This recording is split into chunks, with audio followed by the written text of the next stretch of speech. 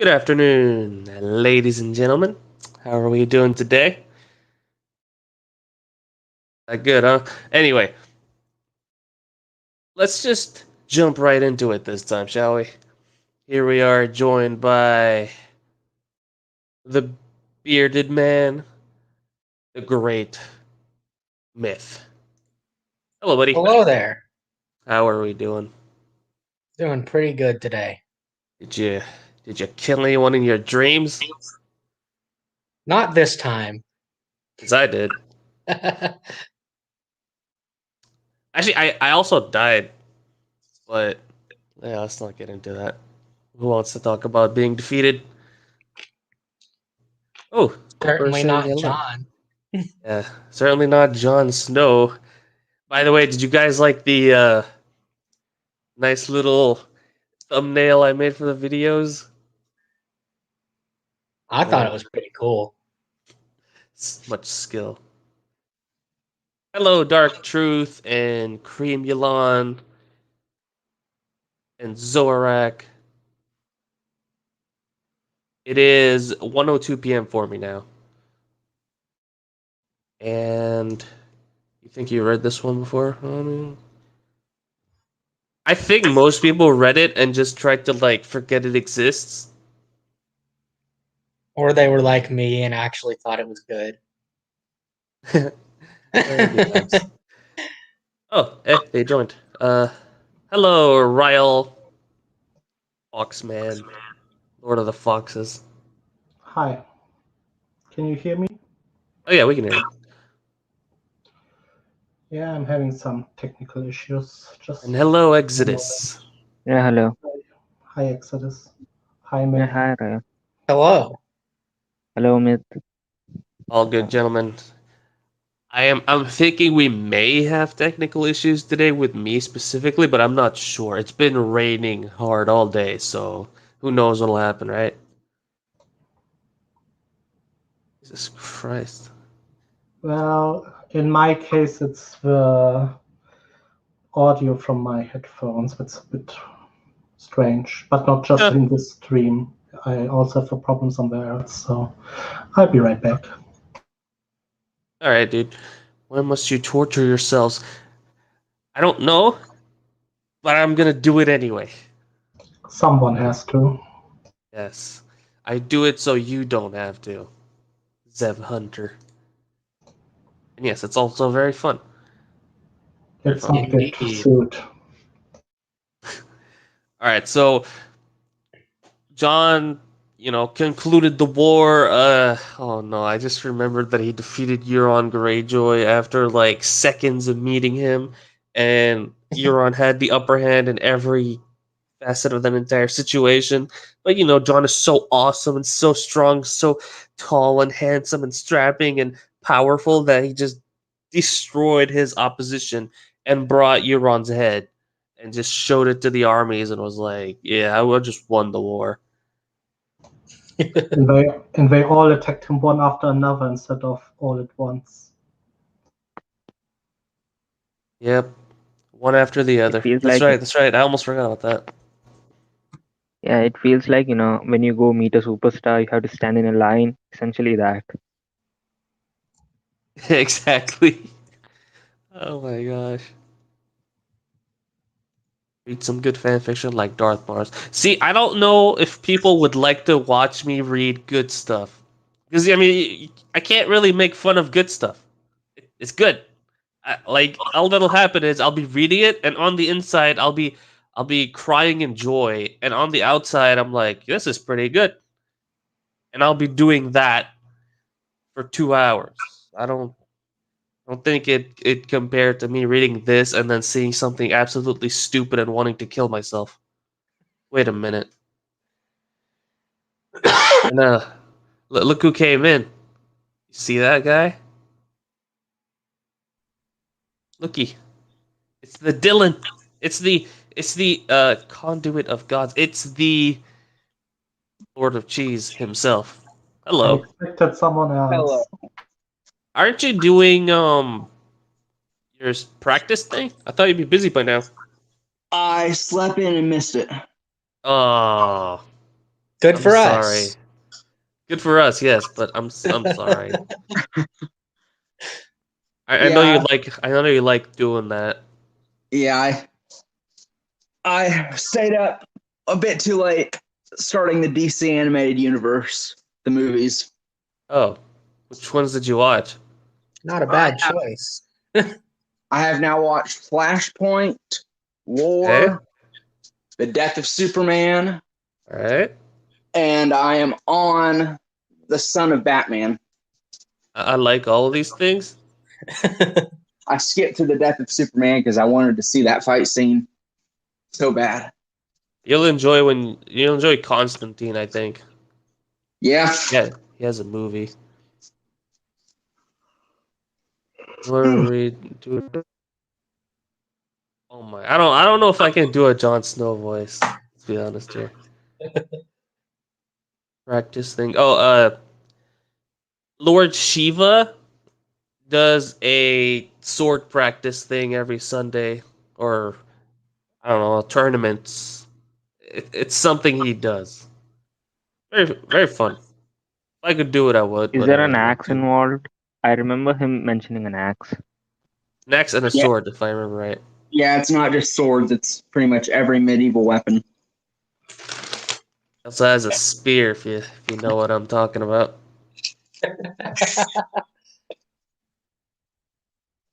All right. Let's awkwardly move on to the next topic, which is oh yeah, I almost forgot about this. The story summary thing that I thought about doing every week. I just have to find the story again. I think I have it somewhere. Yeah, there it is. I'm gonna look it up and then share it with everybody. Down here, fanfic, and it should find it. Yes. Yeah, instantly found it. Amazing. Very well There you prepared. go. I like Ryle how you told me that like you were sad that I found it before you did. Wait, no, it wasn't that specific one, but like I linked something else that the guy had, and you seemed very impressed by it. Oh, I've been reading this guy the entire day today, and he's a gold mine. Like he has his own wiki, and it has an abandoned story category, and some of the justifications why he abandoned the stories is just amazing. Ooh, Xana's here as well. Let's add her. Can I add her? I think I can. Oh, yeah, it worked. Hello, Xana. Hello, Hello. can people hear me? Yeah, we can hear you. Yeah, Wonderful. Indeed. Hello. Happy Palm Sunday, everyone. Thank you. Yeah. I didn't go to the church today because you know you don't want to catch anything, but I did walked around the house. I've been doing online services past year. Well, the dude we do online services with didn't want to do it online this time. He did. He got 250 people to go to his place, not his place, but like the church, and they said they were gonna do it outside, but it's raining like crazy, so I highly doubt they did that outside. Yeah. They're probably doing it in the church, so I'm good for Yeah. now. So, Still. I'm in a very, very small town, so with limited capacity, obviously, and masks and all the things. So, Oh, I mean, yeah, that works. yeah. And I already had COVID, so which sucks. But anywho, hello. Sorry I'm late. No, it's cool. There's no early or late in this stream. Perfect. I'm just leave and come back in an hour then. If you like. All right, so I found this yesterday. Well, someone showed it to me yesterday. I didn't actually I find found this. it, and I Yeah, linked it. Ryle. Hey. And he's so proud of it. Ryle is very proud of the things that are horrible that he finds. Yeah, It's like like what? Sorry. Go ahead. Oh, I was just gonna say it's like my sister told her friend today that she worked really hard on getting her paper finished so that they could hang out, and I was like, "Excuse me, who wrote your paper?" She's like, "We spent a lot of time writing my paper," and I was like, "That's right, Team effort. team effort." I'm a good big sister, but I want credit where credit is due. Unless she gets a bad grade, and then it was entirely on her. That's exactly how that works. Exactly. Hold on, I'm putting my hair down, so taking my mic off for a sec. All good. So Feel free to this talk story. trash about me while I can't hear. I mean, I talk trash about people while they can hear me. All right, I'm back. This story Zero. is listed as a Harry Potter and Game of Thrones crossover. Also, what was it about me? heard I said you something. always talk trash. Look, man, you abandoned us for like That's a only week. about you, Dylan. Yeah, also that. Anyway, it's a humor fantasy starring Draco and Joffrey, and I think this is the Ravenclaw dude. Anyway, I'm gonna just read Is that it like to you Anthony and try to unpack Goldstein? it. Yes, Anthony Goldstein. That's right. Dumbledore and Lucius have been employed by the CIA to deter Fox Mulder after his attempts to find the wizarding world. When driving through Privet Drive to remove Miss Fig's demonic cats, they hit something. They've just killed a 10-year-old Harry Potter. When King Joffrey dies, he wakes up to find himself in the body of the now dead boy who lived. Just I am so ready for this. I've Yeah. never seen much of Game of Thrones. I've seen the Red Wedding scene and a little bit of like one of the final episodes. That's like all the info I I'm have. sorry. Well, I mean, I wasn't gonna read the whole thing today, but like I wanted to just unpack this just these 4 lines. I just wanted to figure out like what the heck is going on here. Darn. I don't know. I mean, Why look, are we could- Dumbledore and Lucius working together? I'm also curious as to why they've been employed by the CIA instead of like. Is that also what it's called in England? Does England not No. have an equivalent to the no, CIA? they do. Like MI6, they have So their why own. are they? Why are they hired by the American government? They're spying on England now. Okay. Really? So the England wizarding world is spying on the Muggle England They're all world traitors. for America. And then this part here, Miss Fig's demonic cats. Mrs. Yes. I mean, you just skipped the part where they are driving through Privet I mean, Drive. look, we're gonna. How do look, you I just wanted to avoid that accidentally part. run over a 10-year-old child also? Like 10-year-old Harry was tall, I'm pretty sure. I No, wanted he to was like short. pretend this didn't happen. I mean, we are wizards. I don't think they know how to work a car. And You're right. yeah, they're wizards. They're gonna hit everything. Wait, can't Arthur Weasley drive a car? Yeah, and the Ministry uses cars. Maybe they were given a crash course by the CIA.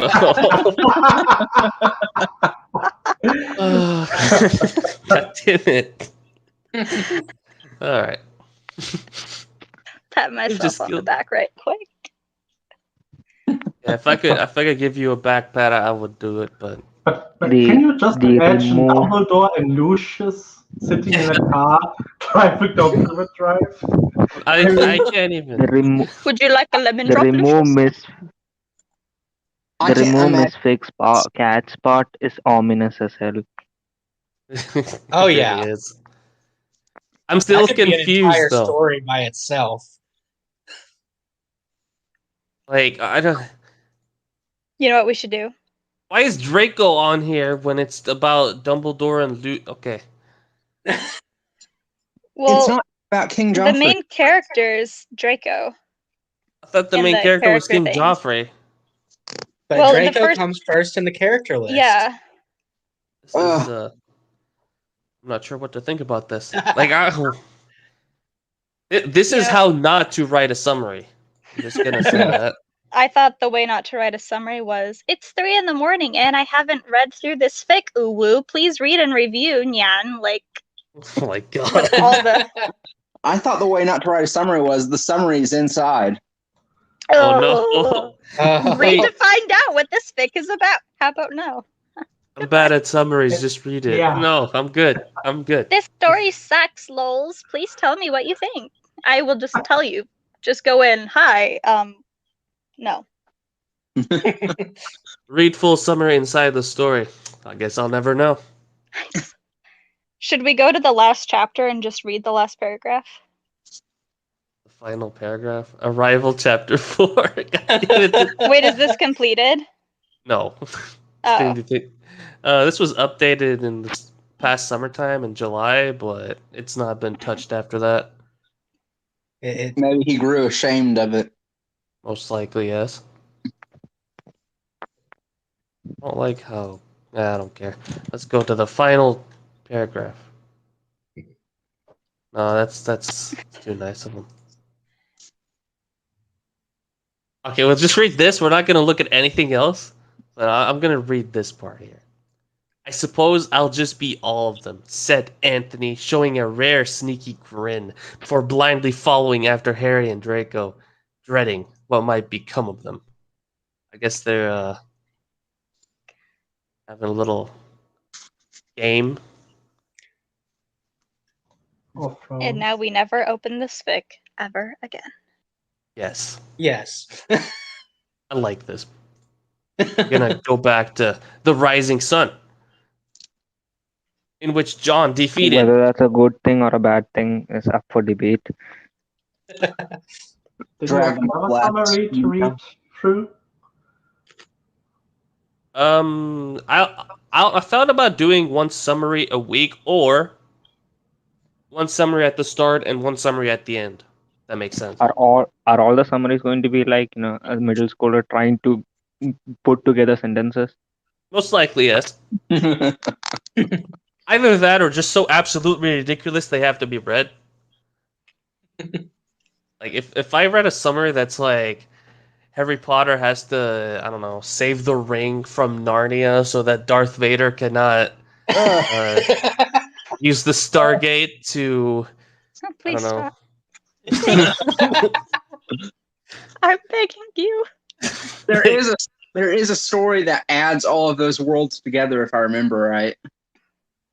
I hope it's it's not mine. I haven't done Darth Vader in mine, but I'd read it. I'd read it just for the laughs. I'd read Yep. it. They To do like invade. a weekly tourney. They invade Allegasia. I don't what. Oh, huh? Allegasia, it's the world of the Aragons here. Aragon. I like how Sassy people Jon are Snow. reading the tags. Jesus Christ. Puberty hit John in a Oh, good way. Oh no! I don't like looking at that. Oh my gosh! I'm sorry, everybody. John That becomes fic? very efficient Yeah, with probably. weaponry, like God They- tier. Premiulon is new here, so we're starting a bit late for you. But essentially, John is super amazing. He can defeat before his initial training, he can defeat 3 people at the same time, kill a bear, walk around the woods for hours on end, and not be tired. He can throw people off. He can commandeer boats and just throw people with one hand off the boat, and just sail west and finds Japan without any issues. Broke Theon's nose to the point where it hasn't healed in over a year. Exactly. Yes. Yes. Don't And forget- literally, Don't forget his beard. 3 guards at the same time. yes, 3. That sounds wrong when you say it like that without any context. He took 3 guards at the same time. Whoa, no. whoa, calm down, Oh buddy. no! He lasted know. 30 minutes with Master Miyagi. The master and I Or still Master can't get M. over that. I can't get over that. Who is played by Mr. Miyagi. We kept thinking it's Master Miyagi, and then at the end, there was a comment that was like, "Yeah, Master M. Here's a picture of what he would look like," and it's just the actor Pat Morita, who plays Master Miyagi in Karate Kid. Well, who played. Rest in peace, Pat Morita. Good man. And Garion showed him his swords. Rolling in Of his course. grave because of his image being used for this. Most likely, yes. And we talked about John defeating Euron Greyjoy and all sorts of horrible things that we'll probably see again very soon. However, let us begin. Are you ready? Indeed. Indeed. Okay. The Rising Sun by Dirk and Full of Airs. Yes, he Chapter is. 9. Homecoming. We shall find it full of airs, most likely. Oh yeah, someone pointed out to me that this is supposed to be a crack text, so I'm being unfair with this guy, but I've seen he's already done the thing where he didn't have the Dark Jon Snow tag that like this guy mentioned. Like I just thought about it. He didn't have it until people made comments on the previous chapter on this particular story. Like chapter 8, they made the comment on it. He said, I added the dark tag to it. Even if it's a crack fic, it doesn't have that enjoyability in it. Yeah, true. But I mean, I'm just saying for anyone who might tell me that, no, you're not. You're being unfair because it's supposed to be stupid. I'm pretty sure he wrote the story and then people thought it was a stupid story and he just added that tag so that less people mess with him. But other than that, let's begin. Notes. Well, this took longer to finish than I would have liked. Unfortunately, real life got in the way, and maybe the reason the next few chapters are a bit of a wait. I can only apologize, but some things are unavoidable, and there's only so many hours in a day. I'm not going to say the next chapter is going to be out next week because I'm not going to make promises I might not be able to keep. I am, however, going to keep chugging along in the hopes of getting them to you as soon as possible. Happy smile face. Thanks for all the feedback and kudos from the last chapter. Appreciate it. Yeah, this must have been from Myth. With that, I give you Act 2 of The Rising Sun. Hope you enjoy. Act 2. Start Ooh. immediately with John. Ooh, I'm ready. 2 weeks. Nearly 2 weeks he'd been sat on this hulking mass of muscle and power. Starting out strong here. He'd had a couple of respites when Kidaina had mercy on his, and probably hers, aching body by gently landing on the surface of the ocean and just floating there for a couple of hours, allowing them both to stretch their stiff muscles and rest. I know they're flying, but it sounds like they're doing something else. He was Oh, yeah. slightly worried the first time she'd done it, concerned that any manner of sea creature could attack and hurt her. Has he forgotten already how big she is? Isn't she like 80 feet tall and like 100 feet wide? Yeah. There Godzilla are three breath. insane sea creatures in A Song of Ice and Fire. I know, but like, if there were, we would have probably seen mention of them when Euron Greyjoy showed up last time. Unleash the Kraken. It's literally his house sigil, and he's probably insane enough to do it. But no, all right, no, I'm not gonna go there. I'm But his getting like concerns. some weird echoey feedback.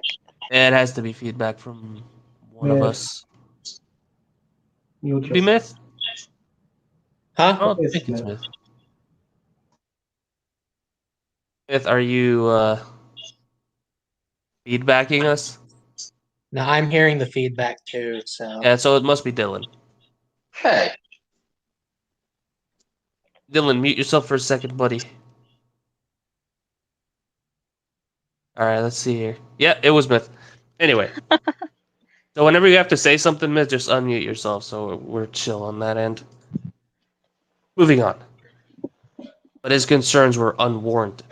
The first time she landed on the sea, it was quiet, and nothing bothered them. But the second time was when a certain giant squid decided to get fresh with her. What? Squid? God Ready damn to it. get fresh with her. This story, like you guys told me, it slows down, but I mean, it's been not even 2 paragraphs and it's already fucking ridiculous. All right, okay. The thing was fucking huge in comparison to some of the other squid he'd seen in his time, but it still didn't make a difference to Kirena. Ugh. She'd managed to grab hold of it between her massive jaws. At first, he was worried the squid was actually choking her as it wrapped its appendages around her head and neck. But it wasn't the case for the unfortunate thing as she proceeded to blast a massive hole through its entire face with her breath. Her Godzilla breath. In case some of you don't know this, she has a thin beam fire blast that is white in color. It's essentially the Godzilla The breath laser attack. beam. A laser beam, like you've probably seen it in the movie in like 2014. If you haven't seen that movie, I'm sorry for you. Its body went limp, and Kirena munched down on it. The squelching noises as she chewed the odd sea creature were rather disturbing to say the least. I hate that word. Squelch? Oh. Bleh. See, I don't know why it's disturbing because he's been eating sea creatures his entire trip there, and he's likely been eating fish and eel and all kinds of things while he was in He Japan. used to eat a turtle. Yeah, he would. The only thing he would need is a turtle. That's right.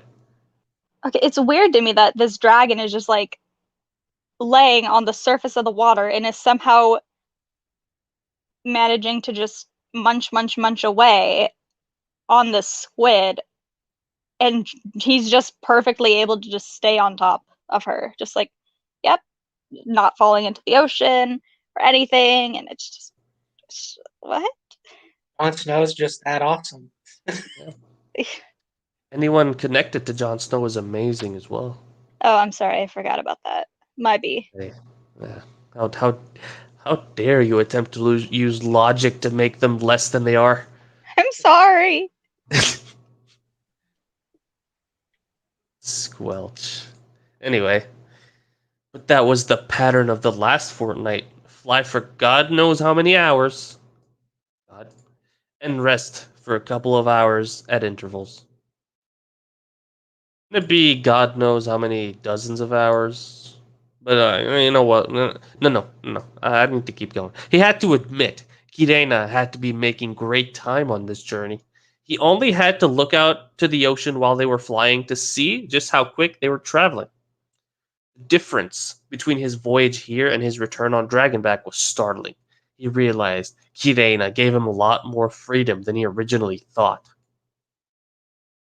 This gets worse and worse. This is the first mention how Kirena is going to become his Uber and will stay like that. That's horrible. Like you have a dragon and you just use it as transportation. That's it. I swear, if I don't see like him showing up at Winterfell with the dragon and just telling people to bow to him or something, I'm gonna like be very disappointed in Dirk and Valerius. Because I mean, John would do that in this particular story. He has to. Oh yeah, this Well, John I would thought he was uncomfortable when they 100%. bowed to him. Actually, he doesn't. I mean, you don't have to spoil it. Have you forgotten he's humble?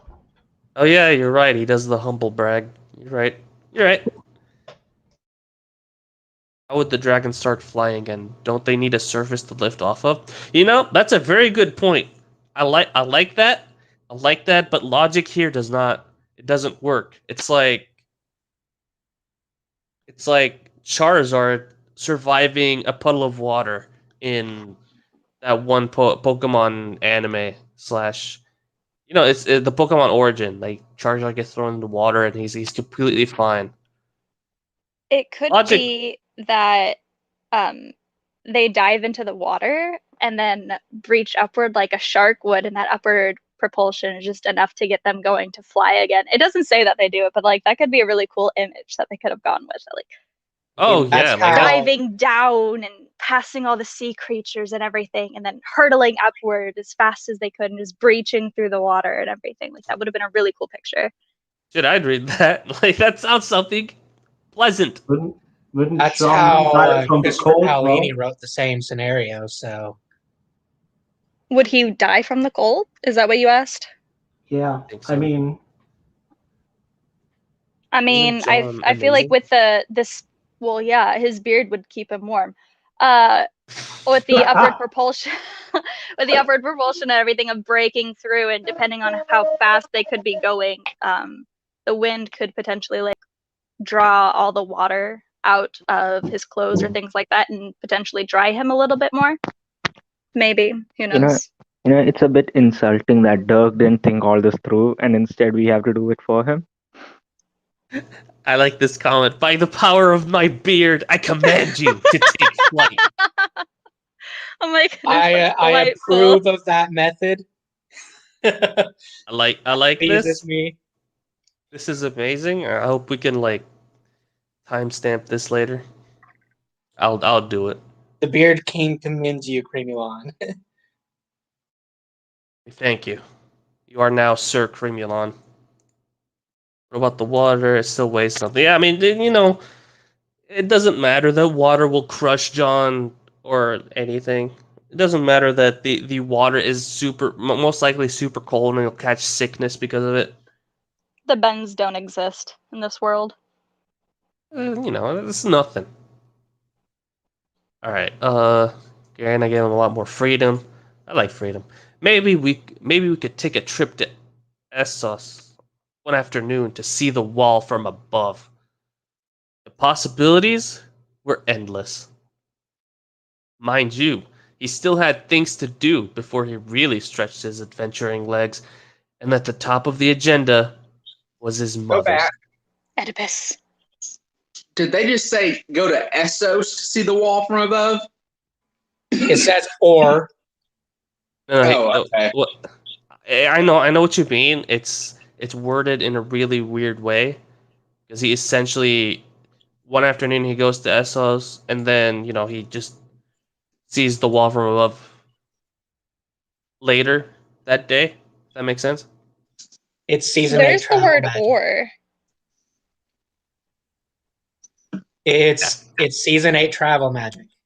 Yeah, it is. He shouldn't be able to fly this fast, Okay. even on a dragon. I was thinking he thought the wall was in Essos. No. You just did notice this particular word here. It's 2 letters, but it's amazing. Many people don't use it, sadly. Somehow this guy is using it. I don't even. He's actually doing something good. He has some moments of good writing. They're few and far between, but they exist. Hey, the few moments that he had good writing methods, he immediately destroys whatever he was trying to do. Oh, yeah. It was great writing when John took the bear from behind. Oh no! Shoved his dirk inside the bear. Oh. Oh, no. Anyway, Johnson, ignore the water, just like your father. Okay, Master M20, whenever this was written. Okay, his mother, yeah, he still isn't over his mom. If push came to shove, he would have to force it out of his father. Enough fucking around with secrets. When the time is right, bullshit excuses. He would be doing his own digging around at first, putting little bits and pieces of information together that had either been worked out, like the smidge of Valyrian blood in his system, or incessant rumors he had heard when he was growing up. One in particular popped up quite a few times in his childhood, and at times he wanted to believe them. He remembers. This is written in the past tense. No, Dirk, stop that. Planning an escape so that he could finally reach his mother, but common sense kicked in before he attempted to make a very long and unrealistic journey for a 9-year-old. That, and the fact that Rob grassed on him. As I guess that'll- opposed to the long and unrealistic journey of a sailing to somewhere he doesn't know where, if anything is there. Like he was essentially committing suicide. Dirk, why? Why must you be living up to your name? I don't like it. You love it. Yeah, secretly I might enjoy it more than I should, but I don't say I love it. Love is a very strong word, which I use for a select few people. Not you, Dylan. When I If his point out that feelings I for don't, you are stronger than love, Dylan. Don't let it get to you. yeah, it's most likely hatred. I think. He thinks he Kinda. doesn't know. I don't know. I'm confused sometimes. The alright? line between hatred and love is like very, very thin. So like, Yeah, but I'm nowhere near the line though. I'm firmly within. Only in Dreary fan fictions, well. Oh God, no! I can't believe some people thought one of my fan fictions was a dreary fan fiction. I'm sorry. I didn't mean to make it Wait, sound that what? way. The Dragon's Redemption. People thought it's It's because I didn't specify that it's not Slash and that Draco isn't like I didn't specify a pairing for Draco early on. Anyway, because the MC is Draco, and you don't specify, they assume it's Drary. of course. I'm just gonna go out on a limb and say that if an author doesn't explicitly make a pairing known in the tags, that there probably isn't a pairing though. I mean, Or they haven't most people don't pay attention to that. That's all I pay attention to. decided. All I read is ship fix. Most people can't believe there is any fic without any pairings. The hero must have a lady. The The hero must have multiple ladies. No. it's like I don't mind, I don't need the romance to be like the main point of the story, but like I am a sucker for a little bit of fluff or something like that in any little piece of literature I read. So yeah. I like this comment from Doctor John. Remember, dragons are powerful beings that can fly and breathe some sort of projectile. John, man, thank the gods I don't need to pay for an Uber. That's great. That's beautiful. Very beautiful. Let's see here. Thoughts of Rob made him all warm inside. Oh no. Unable to stop the easy smile growing on his wind-battered face as they stormed along at a great speed. Good lord. I think His all the cheeks time are with probably the... like Oh no. And the homoerotic undertones begin again. all I can think of is like, when you're driving high speed and you like open your mouth and like the wind rushes into your face and like your cheeks like make that weird blubbering sound. Like that's all I can picture that's going on with his face as he's flying. You're right. He's trying to smile, but like you can see like his teeth, gums, everything. I love it. That's Thoughts great. of Rob merged into thoughts of all of his siblings. Oh, I don't. He loved them all to death and missed them dearly. Oh, okay. Even Sansa The incest tag is rearing its head. was somewhat cold with him. He missed. He was his baby sister. He would always love and protect her. All of them. Oh, you're such a good brother. Such a nice, good man. Reading the next line, I am just so ready. Oh God, no! I had good feelings, and then this showed up. Wonder if any of them are betrothed. Wonder if Rob has gone married. Wonder if Arya is still an annoying little rascal. Wonder if Lady Catelyn's mellowed the fuck out since he left. Probably not. Where Doesn't is he the need eye? Lady Catelyn? Where's the eye? I'm disappointed Also, it doesn't why say are there- Lady Catelyn. There are double spaces between some of these words. I know. That's because Eric doesn't do any editing. He just I writes hate it and that. then posts it. Editing. What's that? Nobody does that. He shook his head in the breeze, puffed out a laugh. Okay, Breeze. this needs a certain word that people don't use here to connect these two parts. Also, yeah, breeze. He's flying at ridiculous speeds, and he feels a breeze, not, a His beard gale protects or. him. God damn it! The amazing beard. The Hopefully, be beard is finding the out. source of many powers some consider unnatural. Oh God, no! Star God Wars, damn really? He'd hopefully be finding out all of this in the next coming months. He had some snooping and sneaking to do in regards to information about his mother, and it would all start at the opposite end of the country to the north, and hopefully end if the rumors were in fact true. This dude needs to up his comma game. Comma here and one here. 'Cause in fact, it's just something you insert in a sentence. I don't care if you're speaking as fast as you always do. It still has to go there. You're making my head hurt with all that thinking, John. Came Kirena's exasperated voice in his mind. He smiled as he ran his hand down her back in the hopes of soothing her. Sorry.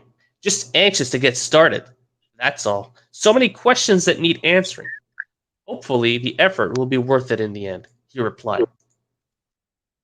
That seems less Emotions. like it would be soothing for something that size and more, not feel Yeah. it. Not feel it, yes. Like if a. Especially through all the crystals that are covering her. Exactly. Like she's covered in rock, essentially, like crystals. She shouldn't be. I mean, you could make the case that the crystals also have feeling to them, but that's a Even then, reach. he's like the size of an ant. That. But you do feel an ant on you. You can feel it. But it Indeed, doesn't you feel can. soothing. I mean, it tickles a little bit. You're right. It's not. It likely tickles her. He'd have to like hit her really hard for her to even feel like a very slight pat. Use the sword. Wow. Good. Yeah, Glorious good back. Nippon steel. Back scratcher. Yeah, you're good. Yeah, that's right. He can scratch an itch. He could be a good man, but no, he is. Oh,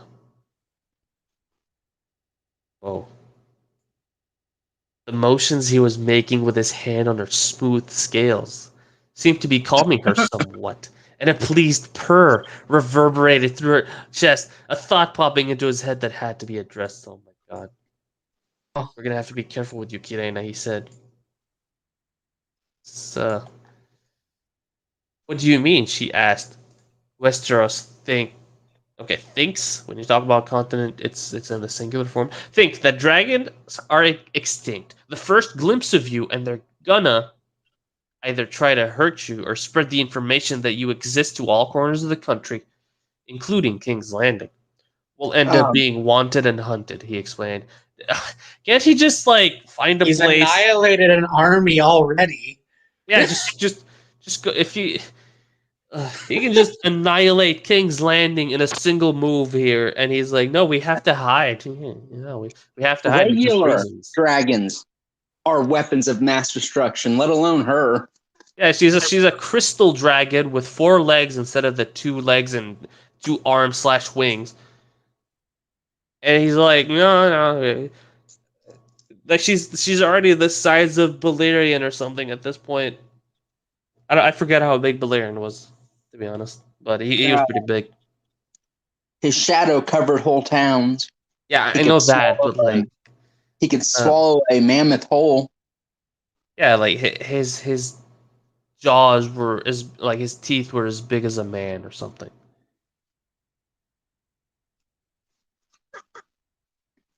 He's so epic and cool. So Yeah, this he should probably solo it. Actually, since you mentioned that in the previous chapter when he met the dragon, he didn't have to prove himself or anything. The dragon just straight up said, "We're bonded, mind, body, and soul." Like it just his no blood fell in hesitation. the water. I mean, yeah, he linked to her with the blood, blah blah blah. He has magical facial hair that lowers the winds in 90%. It improves his charisma by 100. Yes. At, what is it, 16 years old at this point? Let them hunt us. I'll fucking kill them if they touch you. Kirena roared through their bond. Calm down, you're gonna give him a headache. Oh, never mind, he just smiles. John smiled at how overprotective she was over him. Probably how a mother should be with her children. Or younger. Oh Get no. over it, John. Get over it. I get it. You don't have a mom. We get it. Yes, he is 16 at this point. He should be, I think. Yeah. He was 15 when he started. 16 because of the time skip. But yes. He might be getting close to 17 at this point. Yes. I'm not sure exactly, but he could be getting pretty close. He shook himself from her thoughts, I guess, before he fell down that rabbit hole. Oh, Them thoughts. them thoughts as in this. So it should be those thoughts. Those thoughts, exactly. We should be alright. You just need to keep a low profile. That would involve being high in the sky a lot of the time. Thankfully, through our bond, we can essentially still be together, out of sight, but not out of mind, if you will, he explained. Also, who taught you that Except naughty one word? scene in the last chapter where where they weren't connected by mind while he was in the ship. I think it's because those magicians removed the connection. Yeah, but he doesn't know if that could happen again, does he? He killed Keep a them, so low he doesn't even profile. care. Keep a low He's a- profile, he says to the 80 by 100 foot dragon.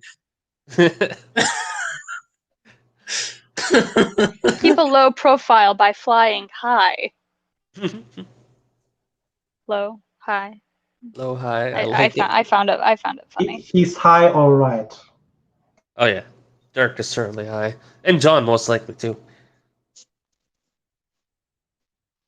What did I miss? He said, All right. So John was thinking about his siblings. yes, he thought about his siblings, and he felt a lot of love, and other certain inappropriate things. And he told his 80-foot dragon that can destroy armies to keep a low profile because he's scared they'll kill her. All right, we good? All right, we good. Who taught you that naughty word? You shouldn't be swearing, young lady, he joked. Isn't she like as old as the Doom? Older. Didn't he also just And didn't he just refer to her as motherly? Yeah, I was just about to say that. I was like, I wouldn't. Naughty word. He is a I mean, Targaryen after all. Look, all right. He wants a mommy and and he wants to be a daddy. All right. Okay. I'm just saying, like that's what it looks like to me. Rising Sun Jon Snow is the new Oedipus. You know something's rising. Just gonna leave that in your minds there. You're welcome. You're a bad influence, she answered as she huffed. He just chuckled. The air around them was slowly but surely getting cooler as they dipped through the clouds to check to see what was below. The buildup of moisture within the clouds soaked Kirena and him through. When they emerged from the cloud, they realized why. It was chucking it down with rain. Now, honestly, if you go through the cloud itself, you get moisture on you. It doesn't matter if it rains or not. Clouds are water Clouds vapor. are water. Exactly. Oh no, I can't look at this. Actually, no, I can't look at this. This is kind of funny. Chapter 12, find out he's the last Dragonborn. He started with 20 free dragon souls. I know a lot of people that do that whenever they play the game. Is he actually falling for the dragon? Probably not. But Dragon gotta get a human form. oh god, I swear, please, no. I I do not want that to happen, please. I don't want the dragon to turn into a I don't know, a 12-year-old looking lolly. Like, please. It's not I'm not ready for that. Anyway, we did this. Fucking brilliant. I'm bloody soaked. He grumbled to himself as he wiped his face in an effort to clear his face. He wiped his face in an effort to clear his face. Okay, just I'm saying it in a very aggressive way just to put the point, like to drive the point home. This makes me want to punch Dirk. He expected a retort from Kirena, telling him to stop complaining or to stop swearing. But all he got in return was silence. It would seem she was too busy observing something to care about his moaning. And a few moments later, she confirmed his belief. Look, in the distance, do you see them? She asked, as she seemed to pick up pace to reach whatever it was she could see. He had to squint a bit, but after a few seconds, he could indeed see what she saw. Out in the distance, on the horizon, he could just about make out a few shapes. As they flew closer, he worked out that they were, in an actual fact, separated bits of land. Islands, if you will. Isn't it Neat. raining? I know. Detective John Yes. typing Shouldn't that again. be obscuring his vision? Don't Yes. apply logic here. We So- already know that's a mistake. Not even 5 paragraphs later, or 3 paragraphs later, he can just see everything. Well, you could make the argument that they're flying very quickly, and rain doesn't always cover a vast, massive That actually area. would be worse because the rain would be hitting him in the eyes. Well, no, I was saying that they could have broken free of the area that it was raining at by this point. Doesn't Isn't it explicitly implied- say that, but Isn't it maybe implied try- he can see through Kirena's eyes if he's closing his own ones? You know, he should be able to see through her eyes. You're right. That's a good point. I mean, they did mention a bound. What was it? By body, soul, and mind, or something like that. I forgot. Yes. However, he is here. He is squinting. Therefore, he is not working into the dragon. Irene will turn into a short, busted tsundere who just wants to please her beloved senpai beard. Oh, these comments, I swear. Are dragons lightning conduct? No, I don't think so. They're not metal. I mean, then again, she's got rocks on her, and She's ground crystal. is yeah. I mean, they're basically rocks. Crystals are minerals. Out in the distance. Okay, we did this. We need to get above the clouds before anybody on those islands sees us. If there is anybody on them, that is. He explained to Kirena, who proceeded to rise back up through the rain clouds, in turn soaking them through again. Oh, okay. Well, no. They never Any left the cloud. rain. Yeah, so they never left the actual rain. John wasn't bothered about that anymore, though. He was more interested in what they just found. The little breaks in the clouds here and there allowed him to get a couple of glimpses of the oncoming islands. There was one to the right and one to the left. The one on the left was a lot bigger than the one on the right. Oh, amazing writing, guys. And seemed to be made up of small mounds. There didn't seem to be anything exceptionally awe-inspiring about these islands, and the weather just seemed to make them look even more miserable. Is this Valeria?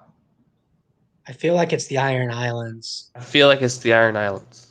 Okay. Because he's talking about how they're miserable, and there's He's nothing... projecting his hatred of Theon into his description. Oh, of course. Can you see anything interesting, Kirena? I'm struggling at the moment, he asked. Is he going Maybe to she could- destroy the entire Ironborn right now? I feel like we're gonna have a scene where he just like doesn't even care about the Ironborn because they're pathetic. But we'll see. I made a Also- really big mistake. An island of Theons. A mistake. What'd you do? I was distracted by the story. I put a cotton pad that had acetone on it on top of my plastic remote. Oh, I'm sorry. It only melted a small bit, but I just like tossed it aside while you were reading. I was just get it out of the way so I could listen and make commentary. I'm like, huh, you know what? That's plastic. Thankfully, it didn't ruin it, but just thought it was funny. I must see the effects on that. It's kind of cool. I like seeing what acetone can do. It took a tiny little chunk out of the remote, but just a tiny little like scratch. Anywho. Oh. Can you see anything? Okay, I did this. Maybe she could see something of worth. God damn, he just hates the place. Not much to look at, John. There's some odd-looking buildings built on some narrow rocks coming up to your right, but apart from that, there's nothing interesting at all here, she said to him. Even she sounded disappointed in what they found. John was currently racking his brain on where they could possibly be. After a few moments of flying high, he made out the narrow rocks to his right that she'd mentioned just then. She was right. There were buildings on top of these rocks. In fact, they weren't just buildings, they were castles. Castles on each one of the rocks, and they seemed to be connected by thin bridges if his eyes couldn't to see them. Yeah, this is definitely the Iron Islands. Yeah, there it is. He was positive he'd heard about these castles from somewhere. Something Maester Lewin taught them as a kid, from a book he'd read himself, perhaps. Of course, it was. It's gotta be the book. It's Yeah. always in books. Mr. Lewin's useless. Come on, let's be honest here. He's read it from a book. Fucking Pike. The bloody Iron Islands. Images of Euron Greyjoy's face flashed through his mind as he tried to control himself from not going straight down that and fucking shit up.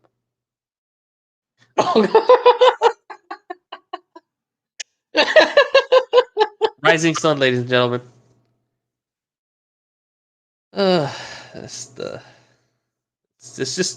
This makes me feel all sorts of unpleasant things. I'm not at all fond of these things. I am not fond of this. I'm not at all fond. This makes me sad, to be honest. Other images flashed through his mind as well. The one most noteworthy being the image of hundreds of soldiers lining up just to have the privilege of spitting on the decapitated head of the Emperor. What?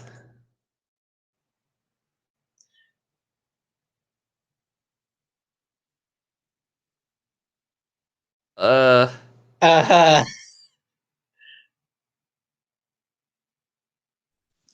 There are multiple problems with that.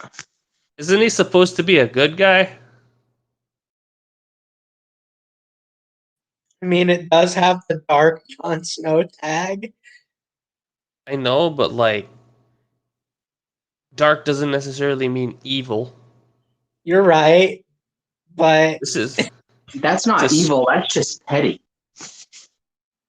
petty evil, yes. but Like he defeated his enemy, and then it's like he has to just drag the corpse through the ground, getting everyone in the damn village and just spitting on it. Like this is stuff from my homeland. All right, this is stuff a bunch of barbarian savages do. This would be something Joffrey did. Yeah, exactly. Like this is supposed to be Jon Snow, the hero slash humble slash dragon guy slash all the people love him. let's be honest. Joffrey would have kept the head and brought it back just to throw at Theon's feet. Yeah, like it was be something like that. Like or just take the head and just throw it down at the castle. Like I would have accepted something stupid like John takes the bag with Euron's head and just launches it from high above, and it just falls on top of what's his name, Balon. Like that would be stupid, but it'd make me laugh. Killing him with his own brother's head. Yeah, it's just unnecessary. Yeah, it is, and also like the whole hatred towards Ironborn that Jon seems to have for no apparent reason. Like currently they're at peace with the Seven Kingdoms, so I don't even know who would have taught him such things at a young age. He grew up with Theon. Yeah, but that doesn't mean that like he just goes down there and starts killing people, right? I mean, he's a Targaryen. That's what they do. Yeah, but he doesn't know he's a Targaryen, and he's been raised with this. He's been supposedly raised with these values. This is how you break immersion to a story. You just take the initial logic and just throw it to the side to have these cool moments here. I mean, Like, I'm it's all sure about Theon bragged about his culture, salt wives and everything. could have. He could have. But on the other hand, I'm pretty sure Ned would have stopped him from talking about things like that. But yeah, Ned's not omnipresent or omnipotent. true. True. That helped. That helped calm him. They were both silent as they passed over the piss-stained islands. With a start, he realized that if these were indeed the Iron Islands, then they were actually back in Westeros, and more specifically, just off to the west coast of the Riverlands, where his biggest fan was from. He needed to confirm this. He needed to know that beyond these islands was the mainland. He needed to know so he could plan accordingly. We need to But pick he's up the already pace. confirmed that it's the Iron Islands. What other confirmation does he need? I think he just needs to see Theon's nose is broken still. Just like how this comment was made. John needs the confirmation. We need to pick up the pace a little, Kirena. If my hunch is correct, then these right here are the Iron Islands. Just beyond them should, in fact, be the mainland, he told her. I thought the North was all hills and snow, not anything like this. Is the rest so gloomy and miserable? She inquired. She sounded a little excited at the prospect of new land to explore. Okay, her reaction does not fit the dialogue.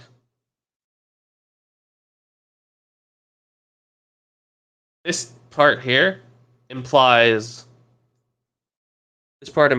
that she is That she's disappointed, not impressed, not impressed, but but then he she's just writes, excited. but she's excited. Your tone can shift as you speak. But you say that you specifically specifically describe it here. So I thought the North was all hills and snow, not anything like this. Is the rest so gloomy and miserable? And then you can say at the end of her dialogue, well, not dialogue. You have to specifically say at the end Her of whatever voice she was rose in saying. excitement as she continued. Yes, but if you're saying that the entire sentence here is her sounding a little excited when she's specifically talking about anything like this, gloomy, miserable, it doesn't fit, and it makes me personally, if I was reading this, like if I bought a book and I was reading it, I would just this would be one of the many instances where I would like roll my eyes, or it could be the straw that breaks my back, and I just close the book and just put a bad Maybe review she's up. excited about gloomy and miserable. You know what? Maybe.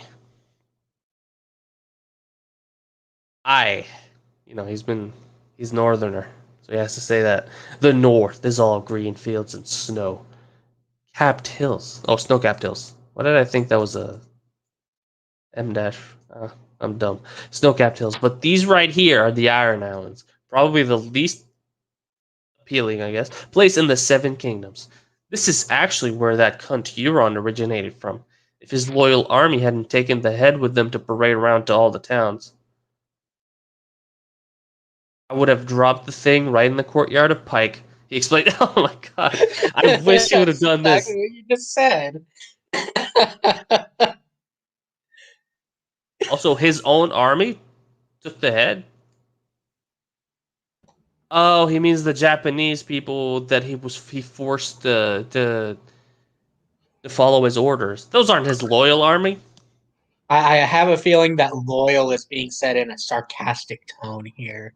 Yeah. Well, if he was saying it in a sarcastic tone, he should be either making this bold or removing the italics from it to make it stand out from the rest of the text.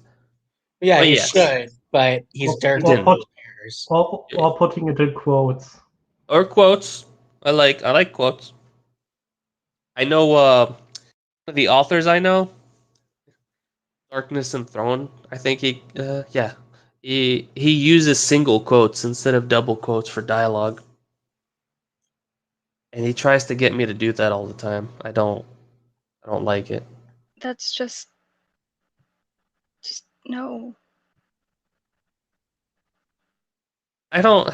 It's supposed okay. It's acceptable. I understand that it's acceptable to use single quotes, but For I don't like dialogue? single.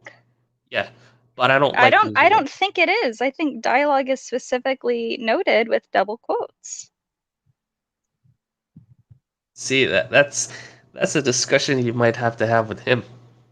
I mean, I don't know this guy, but I mean, in every book I have ever read, dialogue is always, between double quotes, and you quote someone in an academic paper with double quotes. Yeah. Because Not if it's you're quoting Darkness them. and They're called Throne. quotation marks for quoting Yeah, but what they're people also say. it's called double quote, not. I mean, they're both quotation marks. Is what I'm trying to say here. Double quotes. Gidena huffed. Probably the closest thing John would hear to a dragon laughing. They bolted higher up into the sky to avoid detection from any eagle-eyed Ironborn. The last thing they needed was somebody already blabbering on about a dragon sighting. Remember, you'll have to stay out of sight if you can. A sighting of you will jeopardize this entire trip and would probably have the crown trailing our backs. The news of a dragon in Westeros would probably get the royal family moist at the thought of claiming you, he explained.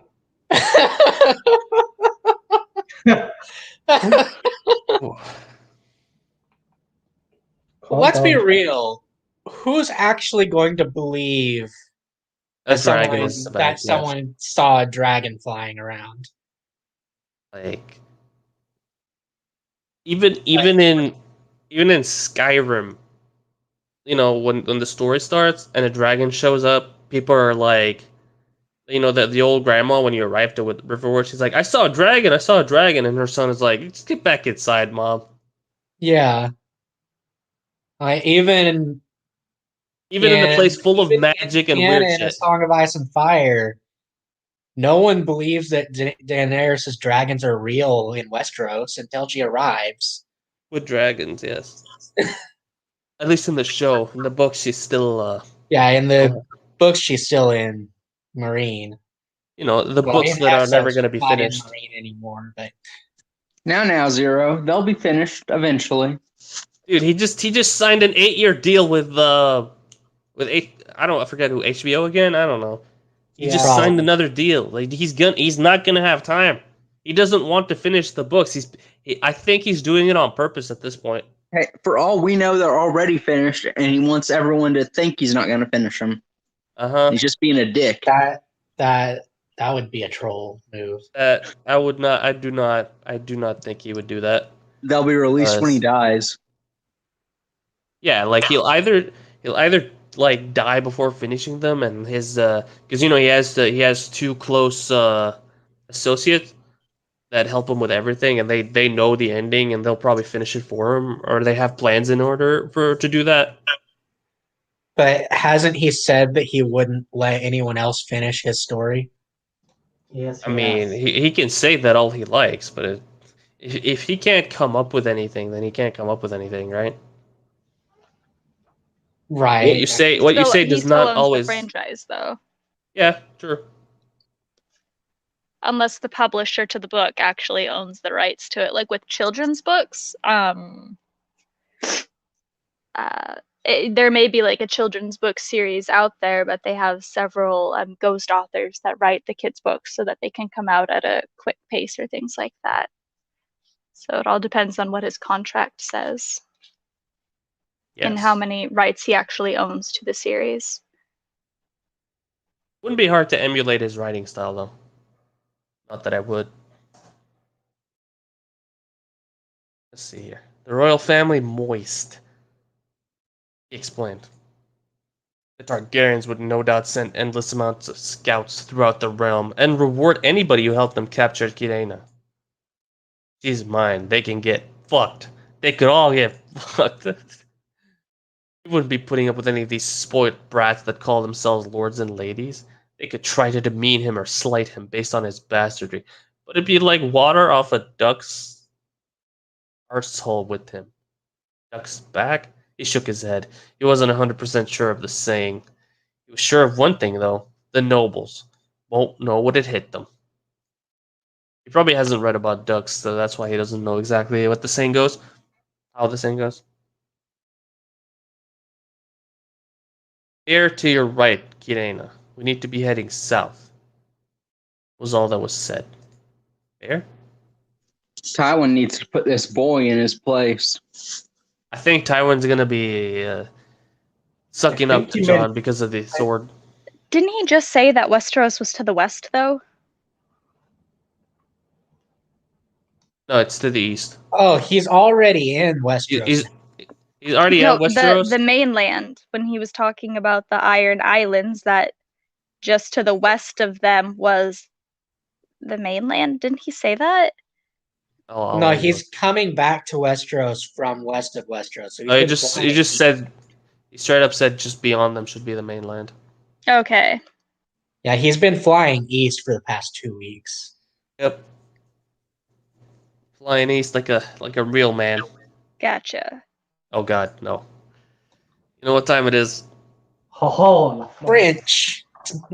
French accent time. Alright. Just give me a moment here. I should have a clip that's like, with I don't know, a Dexter clip or something. Dexter's Lab where he says omelette du fromage. And just play that for a while I psych myself out to be able to speak in the French accent. What sword does John have in this fic? He has a katana made of dragon steel, which is better than normal Valyrian steel. It's nothing. Valyrian steel is nothing at this point. He has It's 2 of dragon. them. He has two katanas made of special metal that he just can cut anything with. But he's also carrying Bright Roar, and he's also carrying Blackfire. And you can dual wield. Yes, Jon Or- Snow is carrying 4 swords at this point in time. Well, I mean, they're in some kind of saddlebag for. Yeah, But yeah, he's got 4 swords currently. Correct. He's superior to Zorro. Darian would say he carries 5 swords. If you know. Oh, yeah, he would. Crimulan's like, ew. All right, Crimulan, I'm gonna display what people come to this stream for now. Oh, la France. Okay, I just came to support you, so like you are a nice person, and I appreciate you. I can because he kept calling me a traitor. You can because you overslept and you missed your practice thing.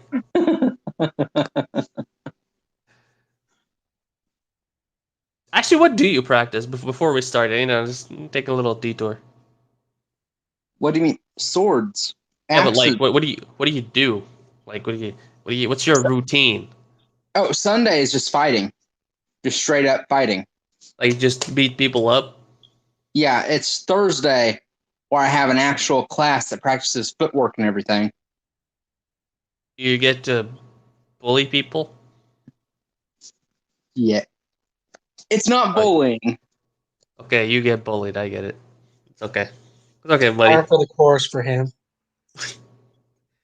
I'm sorry. You guys- One you one guys day suck. you will have the skills of Jon Snow here.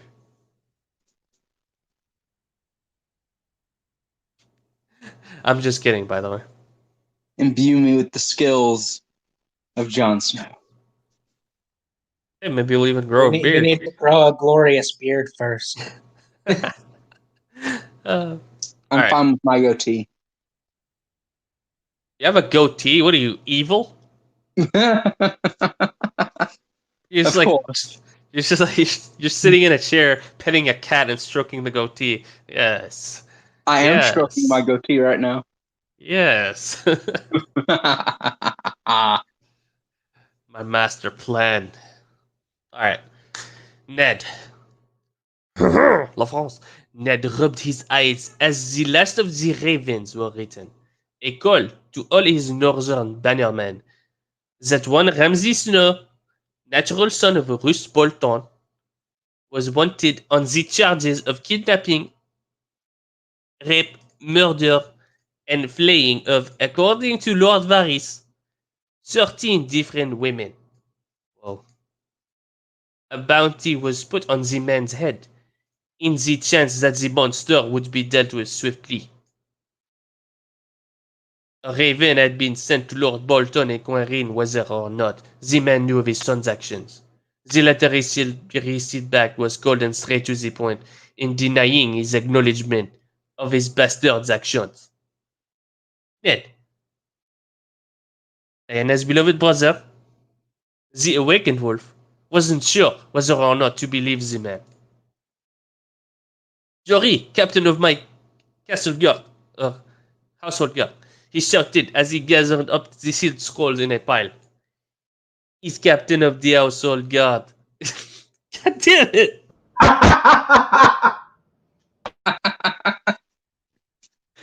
He said it!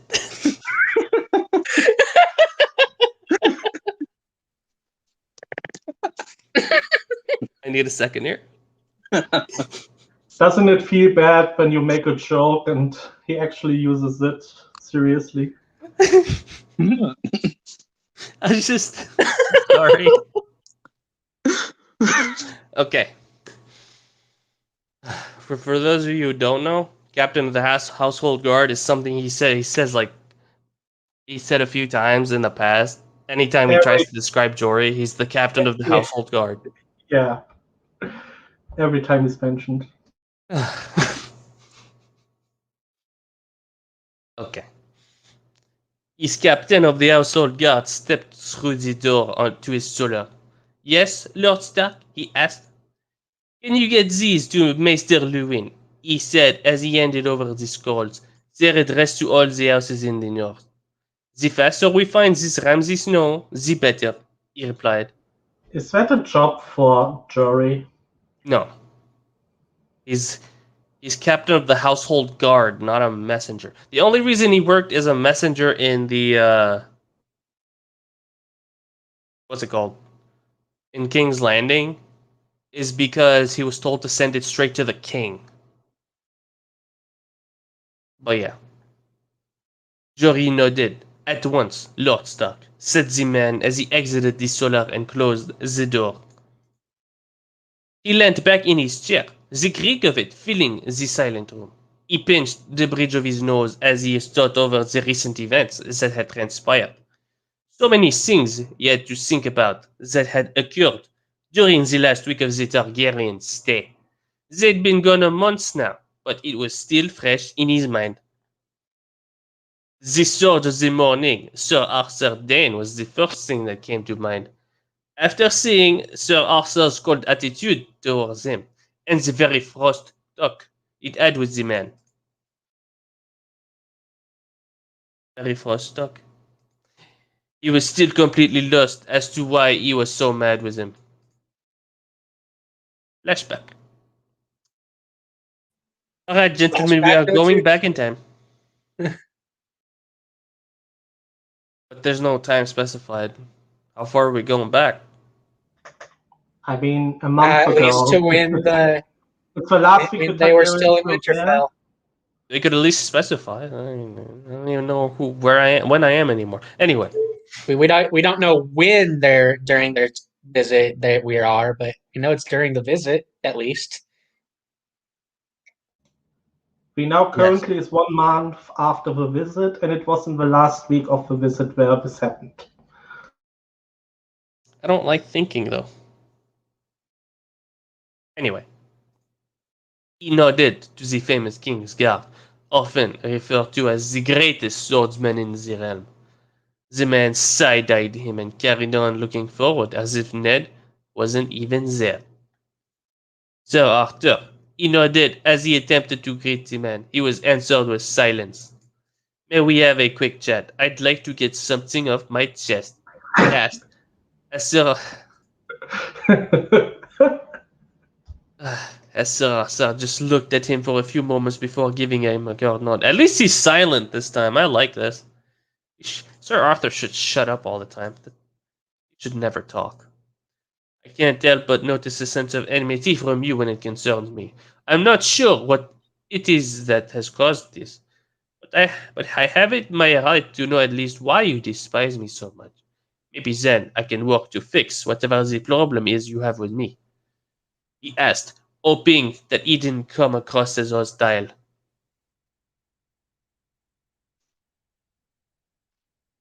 The knight silently regarded him for a moment before speaking up.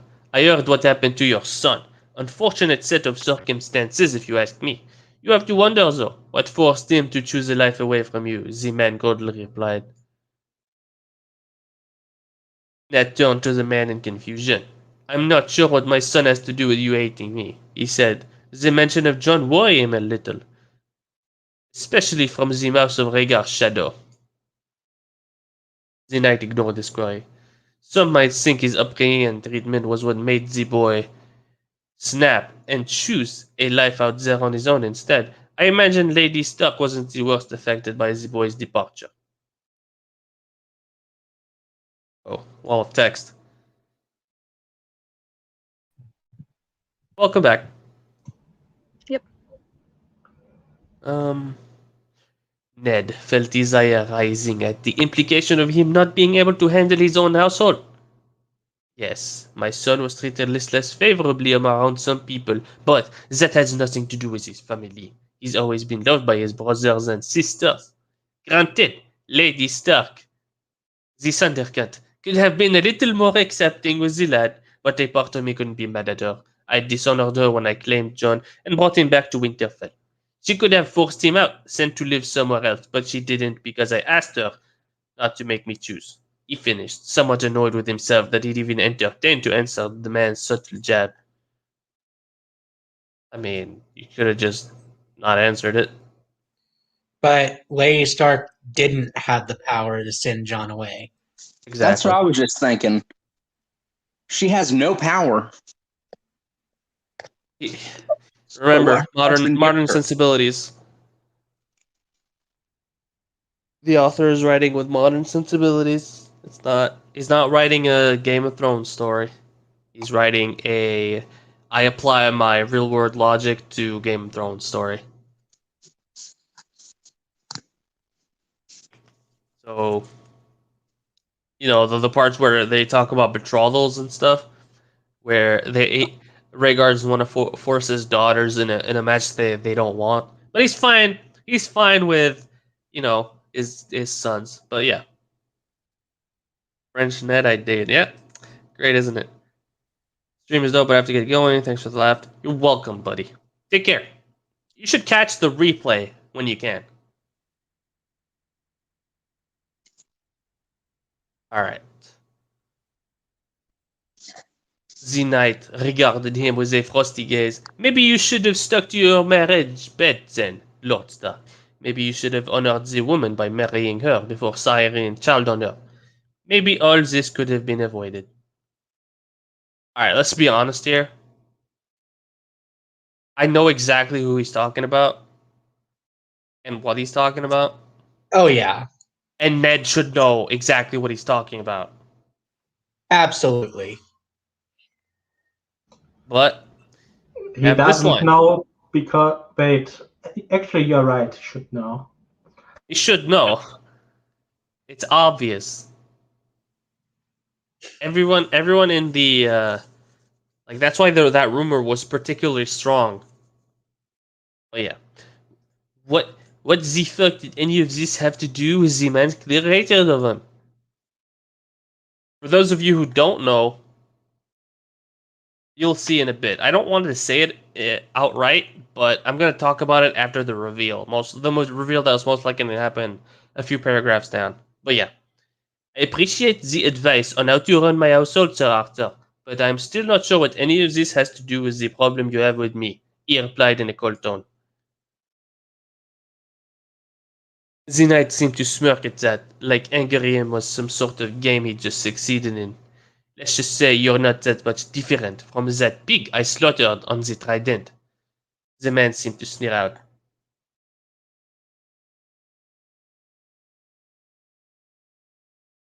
All right, this doesn't need saying. Like, he should immediately, as soon as he says "Pig on the Trident," he doesn't have to say "Piggy slaughtered the Trident" and then Robert. That shouldn't be a thing. He should immediately think Robert. He's talking about Robert. How is he no Well, different from Ned's a little Robert? slow in this. I know, but just because he's one of John's enemies doesn't mean that he should be considered stupid and incompetent and evil and blah blah blah. That's the He problem was, with bashing. yeah, I know. It's like any Dumbledore bashing. I foiled That's your plan, one old thing man. dodging prison and stealing witches does well. It doesn't bash. I don't. I'm not comfortable with the old grooming thing. No, I'm sorry. House. What was it? Wife husbandry. That's what he called it. Yeah, I'm not gonna entertain that story at all. Um, what does Robert got to do with this? He growled out. Sir Arthur didn't look affected in the slightest. Wrong letter. The knight turned to him with the coldest look he'd seen from the man to date, which is very important because he's been looking at him coldly for a while. Called Dawn.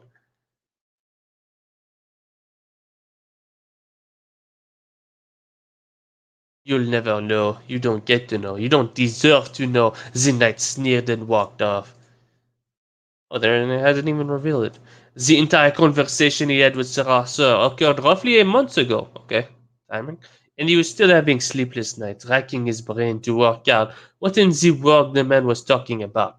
At least, when he woke up in the middle of the night, he wasn't waking his wife up in the process. Fat chance of that happening with her sleeping in her own room. Wow. Wow. Okay, quick note. Historically, husbands and wives didn't share rooms up until fairly recently, actually. Unless they were poor. They had separate rooms, and They only eventually they visited each had other's rooms to procreate. exactly. Eventually, they moved to having two like separate small beds in the same room, and then I think it was when might have been before the Great Depression, kind of things like that, when it was too expensive to buy two beds, did people just buy one bed or things like that? But is that the case in A Song of Ice and Fire? No. I mean, In A Song of Ice and Fire, it only happens to imply that the man and woman are not getting they're upset along. with each other, Yes. which is just weird because it'd be easier to go with the historical connotations that a queen had her own room and sitting room and bathing chambers, and a king had his own room, Oh, sitting room, and bathing Cersei chambers. definitely has her own room. Oh, the queen is a little different from the lady of the, like queen is a whole other level from lady. Even if you're a great lady. Well, I was just using queen as like as an example, but Fair. That's fair. yeah. Also, I have to get going, so delightful joining the stream. I'll see you guys later. Thanks for hanging out. Bye. Have fun. Bye. Take care. Au revoir, as they say in the French land. The great land of France. La France. Okay, so he's in the doghouse. And so not only is he stupid, not only is he vilified for keeping the secret from John, not only does Arthur hate him, but he's not even, his own wife hates him. Like, this is some next level humiliation and bashing that I'm seeing here. Anyway, the argument he had with her before the Targaryens were set to depart back to King's Landing was the cause of that. Turned out, his wife was in fact trying her hardest to pair Rob with the Princess Rhaenys, and when Rob told her of his wishes, she blamed Ned. She blamed him for not wanting the best for his son, and for letting him settle for some daughter of one of his bannermen. and not for the most eligible girl in the realm. Of course, she'd never said any of this in front of Rob. She was happy that her son was in love and subsequently betrothed to Lady Alice after Lord Stark had replied to his and Rob's letters and agreed to the match. But didn't she initially push for that to happen and only went for the princess when they decided to come to Winterfell? Yep. Don't be using logic. Then again, Catelyn has a history of avoiding responsibility, I guess. Not to this level, but the normal level. But this guy makes it go crazy. It takes the bad traits that are there and then blows them way out of proportion. Exactly. It's awful, and honestly, it's pretty bad writing. Essentially, bad writing. It makes me sad. That's what bashing is all about. I don't like it though. I don't like it. It's not good writing. You just have to accept it. I don't have to. Yeah, I don't have to accept anything. I can bash on the story as much as I like. Doesn't even take any exaggeration. Exactly. Like this is normal level reactions. Like I'm not even trying to nitpick here. It's just it's so obviously bad that it just pops out to you. The problem she had was that Ned had encouraged it, that he should have been more suggestive to their son of his duty and what was best for House Stark. What's best for House Stark is to marry in the Karstark family and solidify their hold over the North with a very strong house. Considering they just married with someone outside of the North, which tells the Lords that they don't like their own country. A continuous marriages with the South really weakens House Stark. Exactly. Like you have to consolidate your power. That's how it works. Yes, but in Catelyn's mind, the South is better at everything. Yeah, but no, you know, logic. Even though she thinks of herself more of as a Stark than anything in canon. Yep. Just funny. That love was a beautiful thing, but it didn't go hand in hand with duty. Ned wondered if there was some weird thinking going through his wife's mind, almost as if she was suggesting that their marriage was nothing but duty. The shouting and arguing didn't make a difference to our maneuvering in the end. The betrothal between Rob and Lady Alice was made official, and the Targaryens departed Winterfell, blissfully unaware of the massive Catelyn Stark-shaped headache they had caused him. His wife for a month now had been cold and bitter towards him. A feeling he had 17 years ago towards a certain silver-haired prince. A feeling he now knew was nothing but naive bitterness, immaturity towards the royal family, and he was now ultimately regretting his actions greatly. Actions he couldn't take back, lest he paid dearly for it. That first sentence could have been written so much better. It implies that they've only been married for a month. His wife for a month now. Mm-hmm. So, comma, his wife, comma, for a month now, comma, would have been so much better. It's like what was that famous line? Let's eat grandpa versus let's eat grandpa. Yes. I'm sure Dylan would like to eat grandpa. Turns out the royal family were actually decent human beings.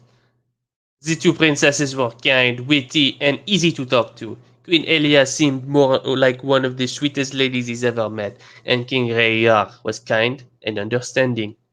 The pair of them seemed to be caring and loving parents to their daughter, and even Princess Daenerys. Nothing like he expected from the families that brought the likes of Maegor the Cruel, Aegon the Unworthy, and last but not least, Aerys. The Bad King.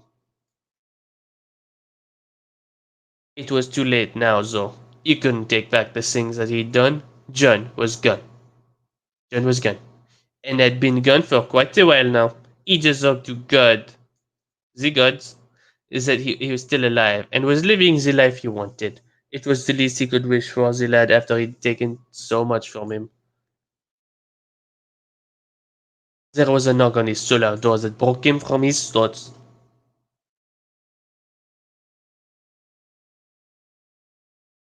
It's reaching again the net bashing. I don't think Tail probably will. Yeah, I understand it. The bashing can get pretty strong. The bashing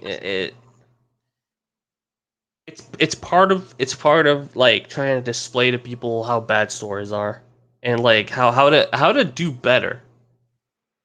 You can have the plot where Ned keeps John away out of spite, but not have it be so cringeworthy. You just have to write it correctly. And the way to do that is, I mean, should I do this in the middle of the stream or keep it for later? Like table this discussion. I should probably table it. Continue. But essentially, I would definitely be able to write this in a way that would make sense and avoids any sort of bashing. There was I a feel nook on like his you would solo. need to go through the entire rebellion for his decision Exactly. to make sense. Yes, I would have to go through the rebellion and explain and create a series of scenarios that would lead to him having that reaction. But I could do it. I could make it believable. Come in, he shouted. The door opened and revealed Jory, captain of the household guard. The ravens have been sent, my lord. Master Lewin gave me these scrolls. He just retrieved from the rookery. Jory said as he handed him 4 scrolls. Thank Would you, that Jory. not be closer to Bayon Pool's job as Correct. his steward? Correct. He said. Jory nodded and exited his solar to take his spot right outside the door. Ned rubbed his chin as he looked down at his scrolls. He was hoping he was done for the day when it came to correspondences. But alas, it wasn't meant to be. He read through 2 of the scrolls. Both were just simple requests for extra farmhands and builders for some of the surrounding keeps he'd commissioned to be rebuilt. But the last 2 scrolls were the ones that were more disturbing. The first was the report of a missing woman who'd be traveling from White Harbor to Hornwood. The woman and her husband had a 4-man escort for their journey to there. The husband managed to escape within an inch of his life, but the 4 guards had been murdered and ripped apart by hounds, and his wife had been knocked out and kidnapped. The man wasn't sure, but he thinks the criminal actually allowed him to escape to tell people what he saw. That was a disturbing letter. I wonder who this is. No. Ramsey is smarter than this. I wonder who this is. Torn apart by hounds. Missing woman. Under, no. Yeah. The next was even worse. It was a letter from Lord Karstark. His son, Lord Arion, and his daughter, Lady Alice, had not yet returned home from their visit to Winterfell to confirm the betrothal between Robb and his daughter.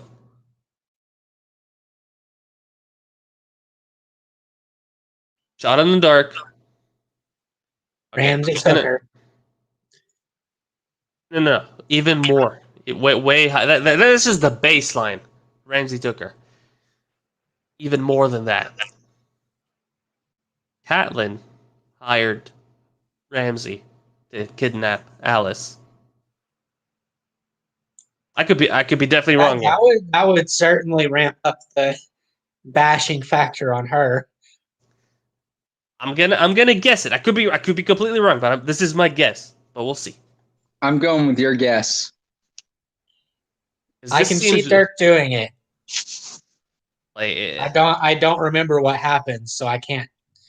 like who would be powerful enough to take down one of the North Lords? And I'm not talking about some dude with a 4-man escort with a bunch of hounds.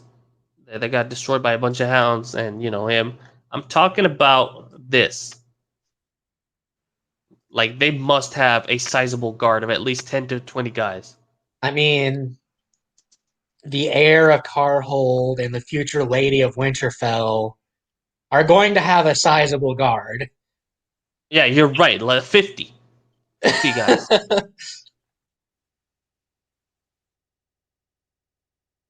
I think Anyway, Carrion would be the heir.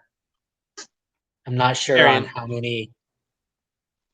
Well, I mean, two of his spares, at least. I mean, still, even the spares, unless Yeah, they're even the spares would have a sizable guard. unless they're a disgrace or something, they would still at least have 2 guys. But yeah, But just the fact that Alice is there as the future Lady of Winterfell is going to have a sizable guard regardless. And you want to add another guy because the heir can still fight. yep. Also, that they're taught from a very young age. Fight in a good way, not in a really bad way. Like Heirs like Joffrey are the exception, not the rule. I thought Joffrey was like an average swordsman. I could have sworn that was stated somewhere. All I know is that he In brags the book about life steal. or in the show? In the show, he's completely useless. Yes. Yes, in the show he's useless. Let me rephrase that. Samwell Tarly is the exception, not the rule. There we go.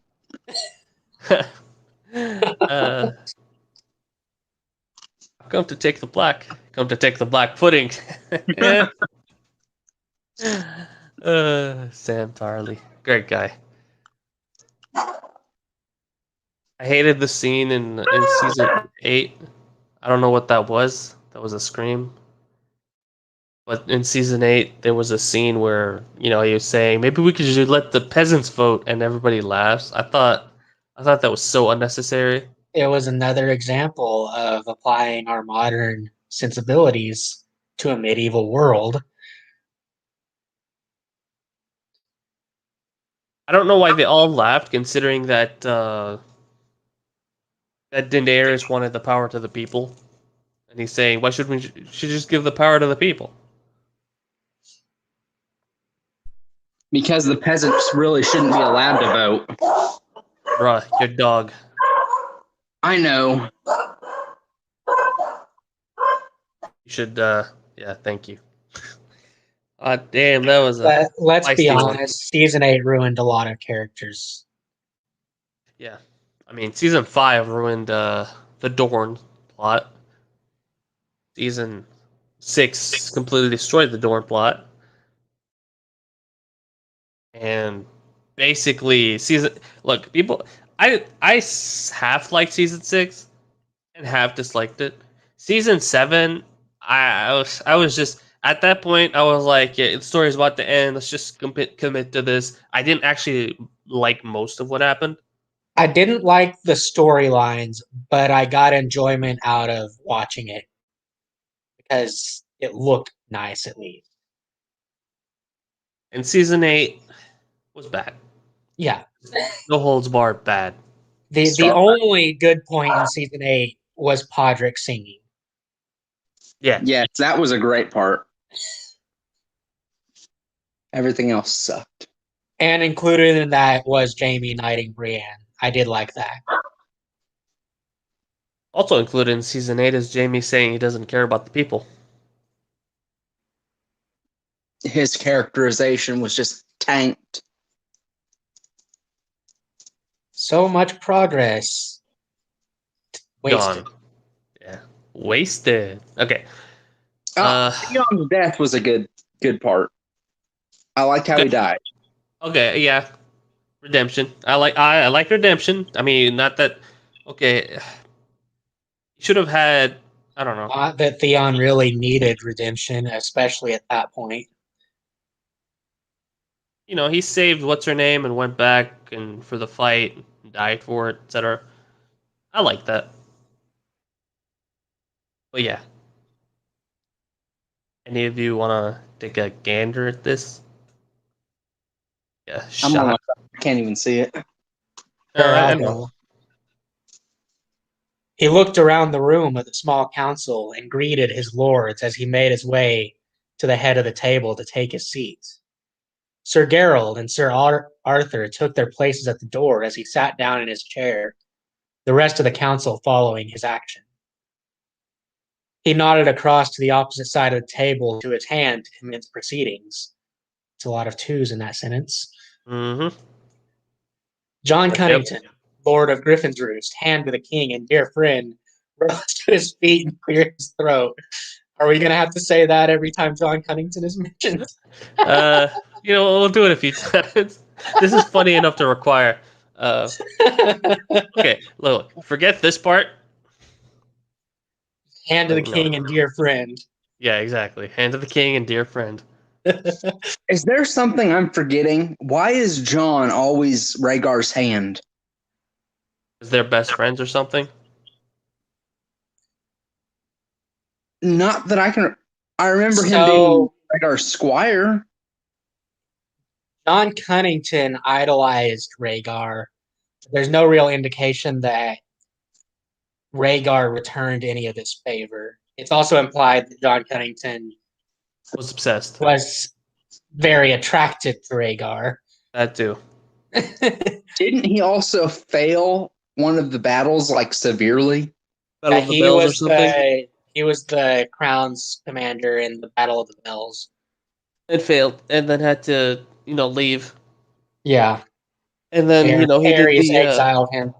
Pretty sure he was also hand of the king at that point. I mean, Aerys jumped through so many hands that. Yeah. You're hand of the king now. What? I just cleaned the bathroom. You failed to clean the bathroom this time. Burn. Burn. Yeah, he named you hand of the You're the king. new hand of the king. Yeah, he names you hand of the king. Your first reaction is probably not what? It's probably oh shit. Oh shit! I'm gonna die. Like, if I was there and I was named hand of the king after watching someone else die, after watching 5 others die, I'd be like, with me, men. Let's defend this city. And then I would get the guys to open the gate and just And they fucking just book it. run like hell. Run like hell. Like I would be very calm when I would be when in the he next me. on the next ship to Essos. Essos, that's not far enough. Anyway, yes. I would like to thank all of you for joining the king and I to the very first council meeting of the year, the third centenary of Aegon the Conqueror's coronation, he said proudly. This is so stupid. I think the best way to start the meeting off would be an update on celebratory tourney we shall be having to commemorate this occasion. Lord Baelish? His hand said as he looked at the Master of Coin. Why is Baelish Master of Wait, Coin? what the hell? Why is Baelish Master of Coin? The You're right. only reason he got that position was because of Jon Arryn. Correct. Because Jon Arryn was married to Lysa, and Lysa had a thing with him and kept suggesting him. This makes no sense. So Even less sense than the rest of the story. So I'm guessing the crown is in major debt again. Has to be if he's Master of Coin. Oh yeah. I mean, I don't know. Maybe Rhaegar keeps up with everything. We'll see. Well, obviously he's incompetent considering the council he's put together. We shall The see. slender man smiled at Jon, a smile that failed to reach his eyes, just in case we didn't know Baelish was shady. Thank you, Lord Hand. The preparations for the tourney are going through as we expected. The prize money for the winners has been decided and placed to one side. The ravens to all the major and minor houses have been sent to inform them of such an event. With all being said and done, the tourney should take place in 2 months, as requested by His Grace. Lord Baelish finished as he bowed his head to his king. Wait, Rhaegar's? Okay, Rhaegar is here. Okay. Braid houses, not major. Yeah. The hand nodded his head and looked around the table. This gave Rhaegar the chance to speak with his Lord of Whispers, its Master of Whispers. Lord Varys, what news do we have? He asked. He got it right this time. I know. Why does he keep? Consistency. If you're going to get it wrong, at least get it wrong consistently. Like, we know he has no trouble with repetition, but when it comes time to actually use repetition, he doesn't use it. I'm also curious why Varys is still Master of Whispers. He was brought in by Rhaegar's insane father and is a foreigner. Correct. Yeah, I think he just kept them Probably because for the of name same recognition. reason that Robert Baratheon kept Varys around. Well, let's be honest. The real reason is because Dirk does not know how to write new characters. I mean, just look Especially, at Master M. yeah, Master M does not even like He has no character, really. his entire character is that he's stupid enough to say swear words and believe Garion that they're normal words. That's his entire character. And he has faith in Jon. And he has faith in Jon, exactly. And he's a Varys. trainer who kills almost half his students. Exactly. Varys and Baelish are incredibly complicated characters that they're interesting, right? Like they got plans, they got secrets, they try to maneuver around each other. Everyone likes that. I personally I like that. Yeah. Their You cannot dynamic write- is Yeah, you can't write a dynamic is like that. very interesting. Exactly. Like Dirk cannot emulate that dynamic. Dirk cannot write a character like that. Like I don't know. If he takes away Lord Baelish, he puts in I don't know, fucking Mace Tyrell, right? Where's the interest there? Like, where's the story there? Mace Tyrell might actually be a better Master of Coin. Might be. I He mean, would he would deserve it. have Alina guiding his actions. Exactly. And the Like, Reach is the second richest kingdom, so what you could have had is Master of Coin, Mace Tyrell, Master of Whispers, Olenna Tyrell. Eh, He's quite suited. how often has a woman been placed on the council? But remember, Rhaegar is very progressive here. oh yeah. Yes. Don't insult Master. Look, I'm not insulting him. I just wish he had more. Like I wanted him to have an actual character. I wanted him to be the badass mentor teaching Jon important life lessons. But it was more like Everything he's happened off screen. off screen. Like I mean, he just trained Jon and told him he had a future. That's it. I mean, even if he couldn't write a wise mentor like that, he could have just yoinked stuff from someone like Ra's al Ghul. Yeah, exactly. As you're watching Batman, you can just write down what Ra's al Ghul is saying, or you can just take something from the comics and just put them in there, and it would have been completely fine. Nah, gotta not have a character at all. What Okay. is it? His Sorry, go Master ahead. of Whispers is where we were. Yeah, Master of Whispers. John Connigan could have been Master of Whispers. His Master of Whispers had an incredible talent for collecting information, even things nobody had any right knowing. How does he not know about Jon then? Because there are no perfumed little boys around John. It was a useful tool to have on his side. Scary, but useful. I needed a semicolon here. Yes. and then a comma after scary. Correct. The eunuch bowed his head in reverence. Your Grace, my little birds have been singing some rather peculiar songs at this time, Varus said as he pulled his hand from beneath the sleeve of his robe and placed a few open scrolls on the table. At least he knows the mannerisms. A few scrolls suggesting betrothals between their sons and either of the princesses. Nothing new there. An interesting one from Lord Tywin. Apparently, a few lords and sailors in and around the Westerlands have either seen or heard rumors of a large beast in the clouds passing overhead. Already got rumors of her. Mm-hmm. Wait, if it's that high up, they think it's a bird or something. You had one job, John. Some are saying it looked like a griffin or some sort of large bird, and some are even saying it could have been a dragon. It's a griffin. It's a bird. It's a dragon! Superman.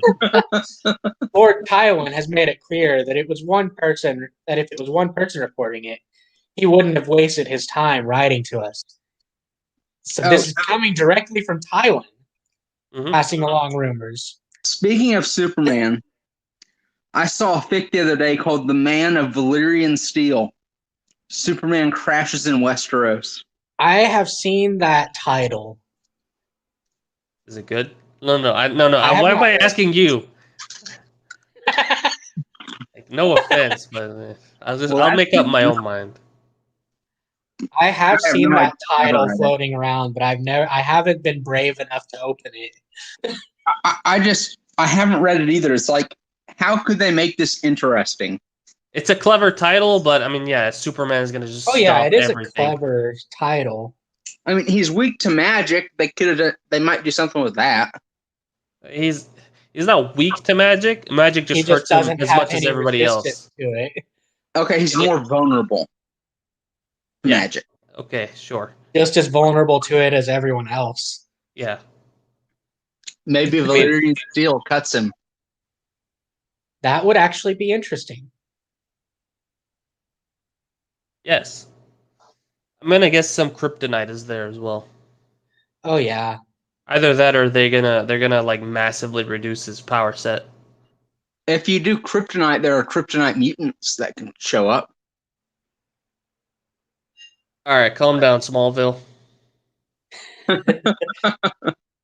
Apparently people tend to notice a massive flying beast on the sky. Who knew?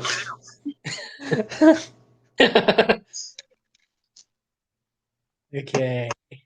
Where were you? I think you were here. But there have been nearly 100 reports of the sighting, is where I was. His master of whispers said without an ounce of humor in his face, he was sure the odd man was japing. No humor, but he's japing.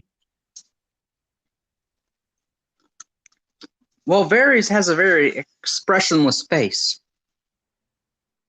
Superman is actually more resistant to magic than humans? I believe so, yeah, because his physiology is stronger than humans, even at his baseline without yellow sun radiation. So he is more resistant to magic than humans, correct? But he doesn't have his super invulnerability, is what we're trying to say. I just read this, and remember that point you guys made about a woman not being able to serve on the council? There is a bastard on the council. I see him appear on several councils in fan fiction. Yeah, because always as master of ship. Yep, because he's a Valerian bastard. Correct. When I'm pretty sure the House Valerian would rather have a true-born Valerian on the council. Exactly. But he somehow makes it. His master of ships, Lord Orain Waters, butted in and laughed. Just a bunch of drunkards seeing what they want to see. Nothing more. Honestly surprised you even brought this up, Lord Varys, the bastard of Driftmark said. The man was very good at his job, but was incredibly full of himself. The endless amount of times he could be seen trying to charm his sister was proof of that. Charm his own sister? I think it's Rhaegar thinking about Erain trying to charm Daenerys. Oh! Derp. Yeah. That could have been made clearer. It could have, but I've Also, learned not to expect that from Dirk. honestly surprised. Like, it doesn't have a... There's no subject. I'm honestly surprised. No, he's just straight up honestly surprised. Anyway. Lord Varys spoke up. I'm the master, not lord. I'm the Lord of Whispers, Lord Erain. If I weren't listening to the whispers, then I wouldn't be doing my job properly, would I? He replied. Job capitalized, Jay. Also, this is such a weak line from such a great character. Yeah. That's a We're season back. line right there. We're back to season 6 and 7 where they make jokes about dwarves and eunuch jokes. Well, it's because they ran out of information from Martin. They didn't have Exactly. any more lines to yoink from the books. There's a difference between whispers and fairy tales, Lord Varys, Orain replied with a smirk. Not a trademark smirk. Yeah, otherwise Garen will sue him. There also happens to be a difference between bastards and princesses, Lord Orain. Wouldn't you agree? The Lord of Whispers replied, turning his Master of Ships smirk into a scowl. Possessive needs to be there. Oh yes. Okay, he's making a dig towards the difference between him and Daenerys. Yeah. Why? Is Daenerys really that hard to seduce? She's not in the books. Yeah, she's actually pretty easy in the books. It's gonna. Not wrong. Yeah. How many more chapters there are left to go in this never-ending story? At least 20, yeah. I Something think like there's that. 35 chapters total. Yep. And we're at chapter 9. And more might come out. Hasn't been updated in almost a year now. So I had a story update after 4 years. See, yeah, I'm not we saying might it can't happen. I'm just saying it's been almost a year. we might reach the point where we've gotten all we can out of this story. Like, it might happen that I can reach, I don't know, chapter 13, 14 and decide, well, we got what we need from this, and then we can move on. Like, that can happen. I'm not close to that idea, but it's still making me laugh for now. We gotta keep going until the dragon turns into a woman. Oh god.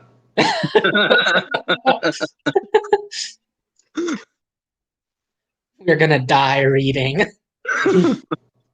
Yeah, that's why I started talking about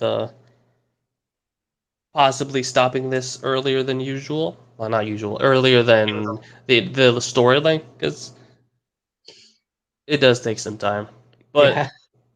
I will do a thing where I read short stories every now and again. Like, I might have next week's stream. I'll be reading. Was it Eye of Argon? I think that Argon? was. Yeah, that was recommended last week. Yeah. Yes. I was gonna do it today, but I wasn't feeling very confident about it because I hadn't even like looked it up. But next Sunday we will doing Eye of Argon. It'll be like a 1.x as to signify that it has nothing to do with this series, but I'm told it's supposed to be very cringy. Not cringy, but very tropey. How about Naruto Reborn as Robert's son with the Rinnegan? Oh, Say that again? You want to say that? Yeah, Naruto There's Reborn cringe. it's a bad story. as Robert's trueborn son, his firstborn that died with the Rinnegan, and Robert disowns him because he has purple eyes. There's cringe, and then there's that. My brain shut down there. I think he goes to Essos and trains as a gladiator. You mean a pit fighter? Oh, you In actually universe. read it? He's a gladiator. Oh, it's specifically called Gladiator? Oh Or yeah, Gladiator? and he has a katana, of course. Of course. It's Oh. I don't even know what to think about that. I'm still reeling, to be honest. Dylan, this is why we say you have bad taste. You read stuff like this. And tell us they're good. Like Who just said that? every time Dylan links us something and he's like, "This is the most amazing thing." I'm like this. Did I?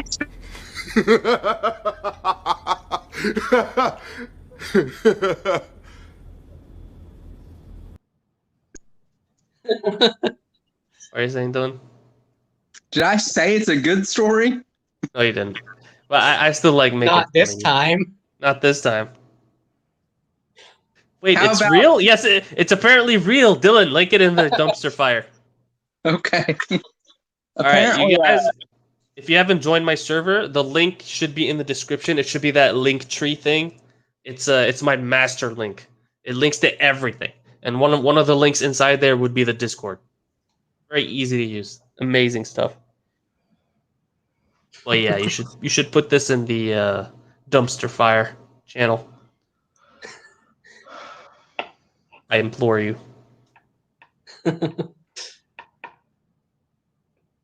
Yeah, I think we haven't. I We should. have not read that one yet. Okay. just let me try to find it. Give me. Yeah, take your time.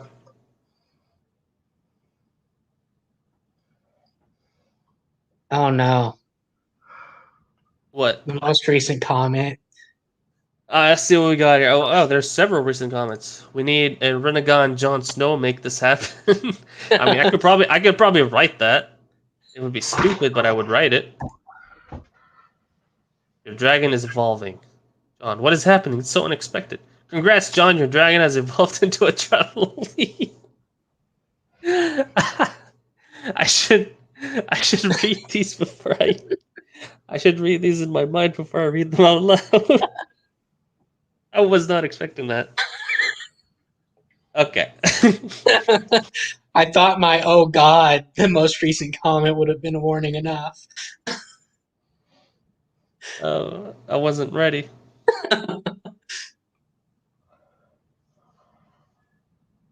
Anyway, I shall resume reading here, unless you want to continue.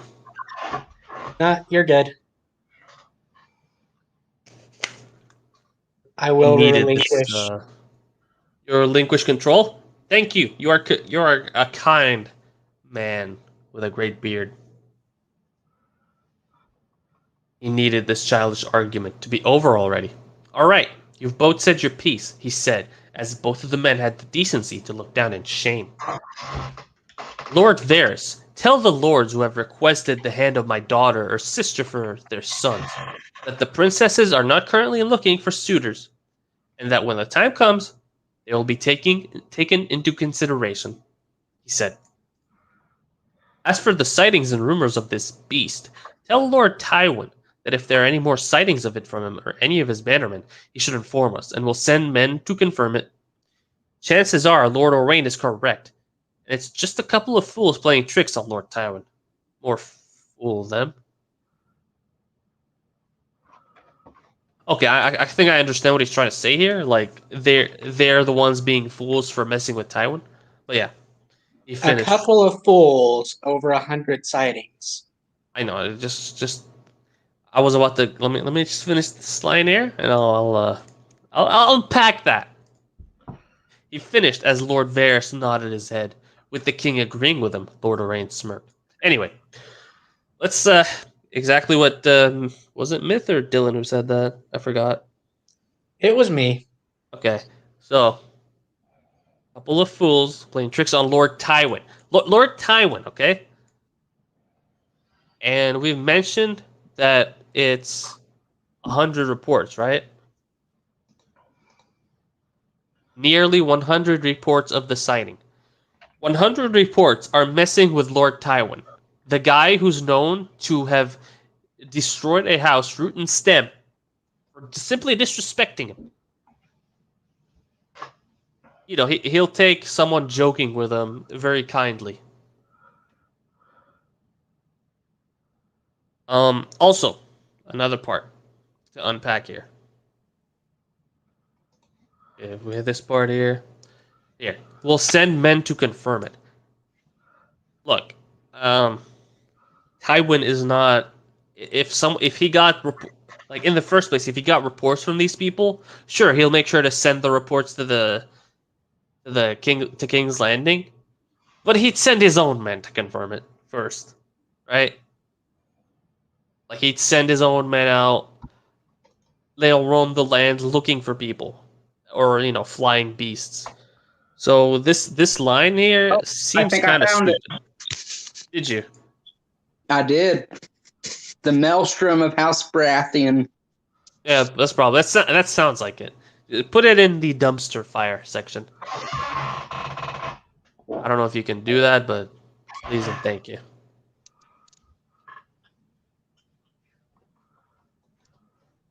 Lord Lorraine smirked. He looked at his master of ships. Lord Lorraine, what news do you have? The man cleared his throat. Not much, Your Grace. Capitals. Yeah. Also, yeah, I did like this comment. The rain fans are trolling Tywin. Pretty much. The royal fleet is in pristine condition and has been making trips through the narrow sea to keep an eye out for potential problems. Other than that, it's been rather quiet. Oh, I almost forgot. A ship with Martell's sails was spotted a few miles out from King's Landing at the break of dawn, Your Grace. I'm not sure of its occupants yet, but I will get back to you with that in good time, the man finished. Could he not have led with the ship that's on approach? No, he almost forgot. You know how just how D&D kind of forgot that Danny forgot Everything. about. Danny kind of forgot about the Ironborn. Yeah, they kind of forgot that Danny forgot that Danny would remember the Ironborn. So They forgot everything. no, I'm not bitter. I'm not bitter. Let's I love how that was their explanation for everything that went wrong. Oh, they kind of forgot about X. You make me sad.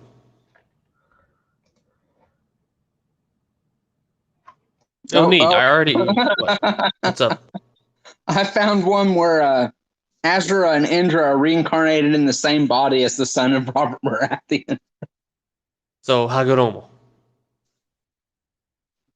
Their combination is their father. Like. Okay. No. I'm not getting into this. I already know who was on that ship. Rooms for my brother, Prince Viserys, and his brother-in-law. In-law? His good brother, alright? Prince Quentin will be required for when they arrive. Could you see to that for me, John? He asked. The hand of the king. Dear friend, to Rhaegar. John Connington nodded his head. Not a problem, Your Grace. Good. He looked around the table. Any more news for me? He asked. Ah, yes, the crown prince was looking for you, Your Grace. He's a rather proud father right now, and wants to show off his daughter to you, John said with a chuckle.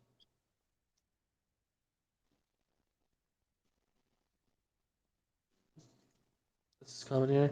I still find the fact that John asked a 100-foot dragon to try and have a low profile. That's pretty stupid. If the dragon got any lower, the poor thing would hit the towers on the sea line. Yep.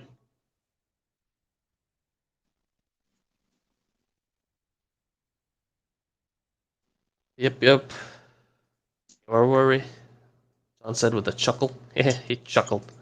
Rhaegar smiled. Aegon and his wife, Princess Marjorie, unexpectedly turned up from Dragonstone 2 days ago, along with their beautiful month-old daughter, Princess Alysanne Targaryen. A head of wispy silver hair, bright blue eyes, and a cute button nose, little Alysanne was the talk of the keep for the past 48 hours, and Rhaegar couldn't be a prouder grandfather right now. Elia had talked about the news of their son's first child nonstop when they all arrived back from their northern visit. She wanted to go visit instead of waiting for the new parents to appear in the capital. But the gods must have been listening, because later that very day, the new little family had arrived at the Red Keep, along with Sir Barristan, Princess Marjorie's brother, and her newly appointed Kingsguard, Sir Loris. Okay? Are newborns easy to move? Not to my knowledge. Not in that time period. Hell, even in our time period, they have to stay in the hospital for a certain amount of time. Yeah. Okay. Just making sure. But Say they're certainly not going to be traveling with a month-old baby in a medieval time period. especially considering that the children can easily die at any point between birth and the age of 2 years old. Yeah. They've even named him yet?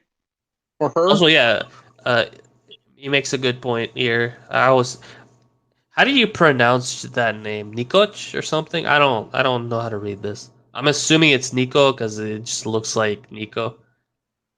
But yeah, he makes a good point. It's the medieval ages. People don't turn up suddenly, especially royalty. Scouts would have seen Aegon's ship a week before it arrived. I mean, Varys would have gotten news about this even before that, right? I think the implication here is that they turned up around the same time that Rhaegar and them got back. Fair enough. Fair enough. You give him too much credit. Probably. I looked into the profile for the story and found one of the tags as incest fun. To be fair, this is a Song of Ice and Fire. And they are Targaryens. And they are Targaryens.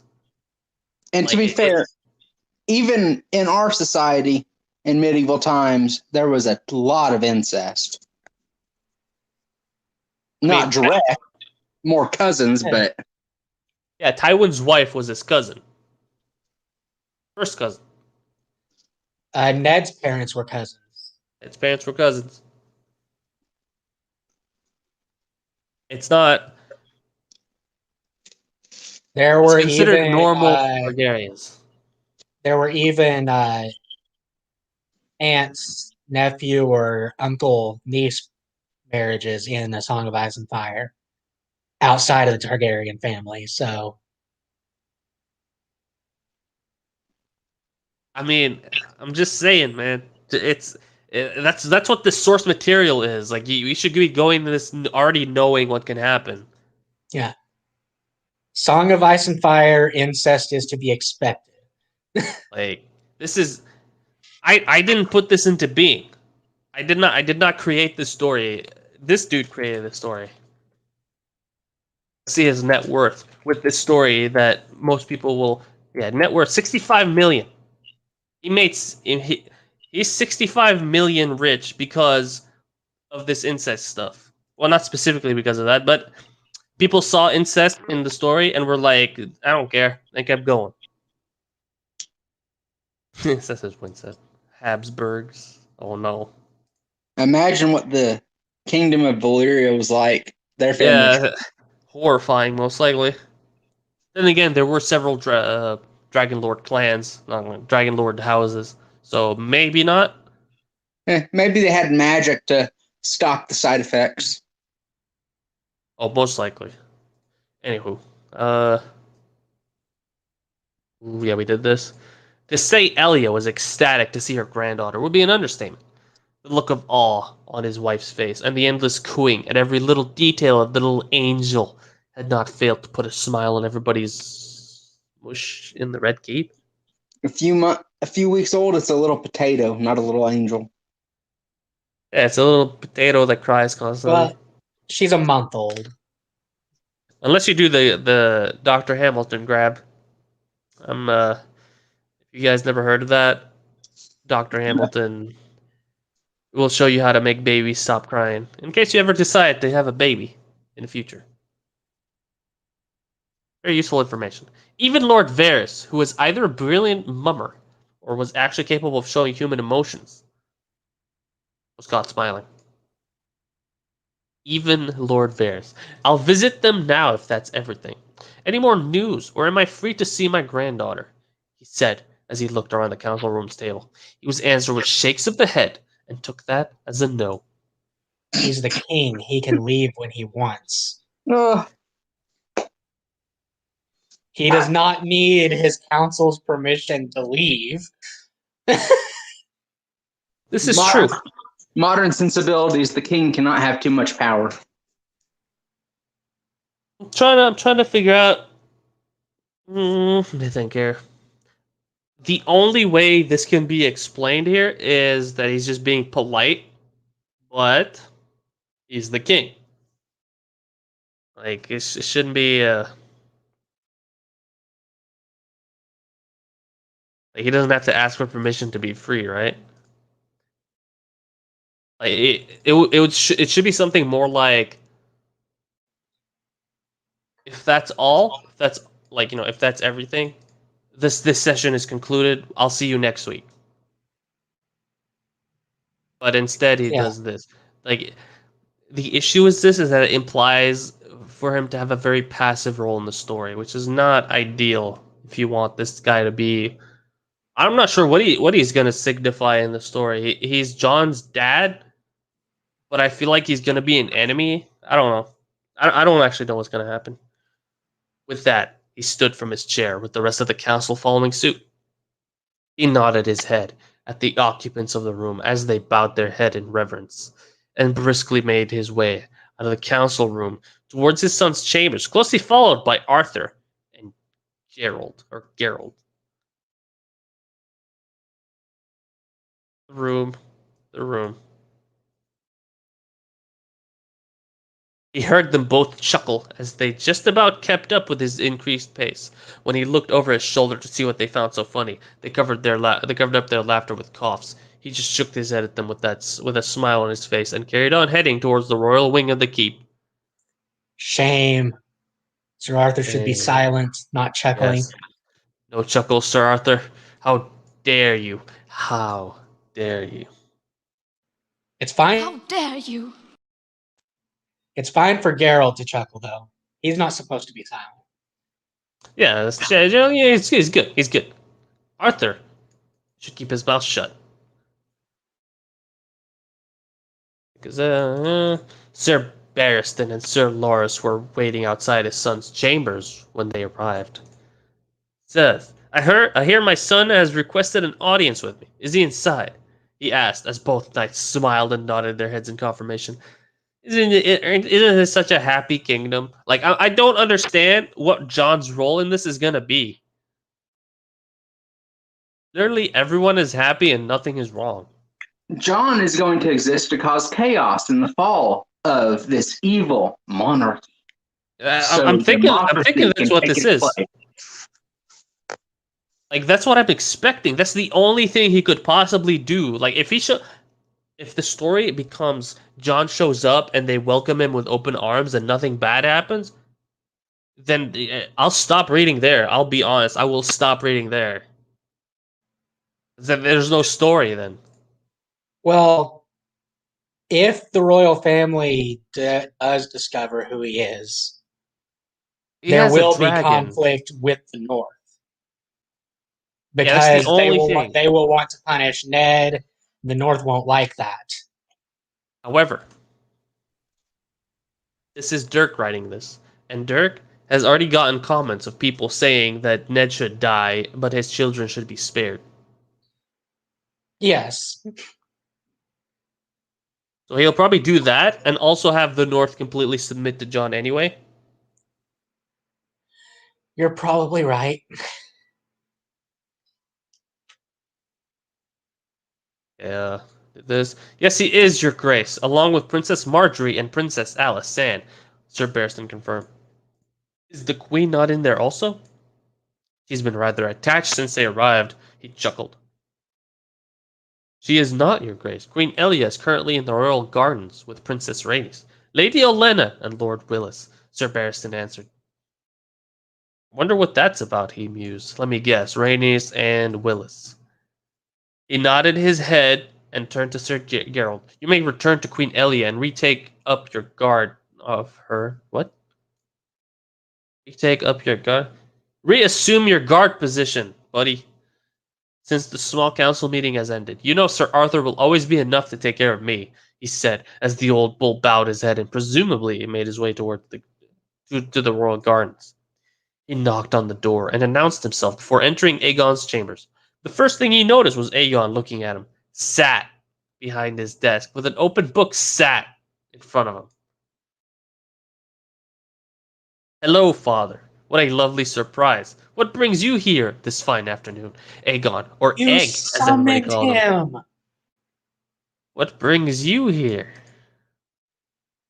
Aegon, or Egg, as everybody called him. Didn't they do this in the previous chapter? Aegon, or Egg, Yes. as everybody who knew him called him, said with a grin on his face.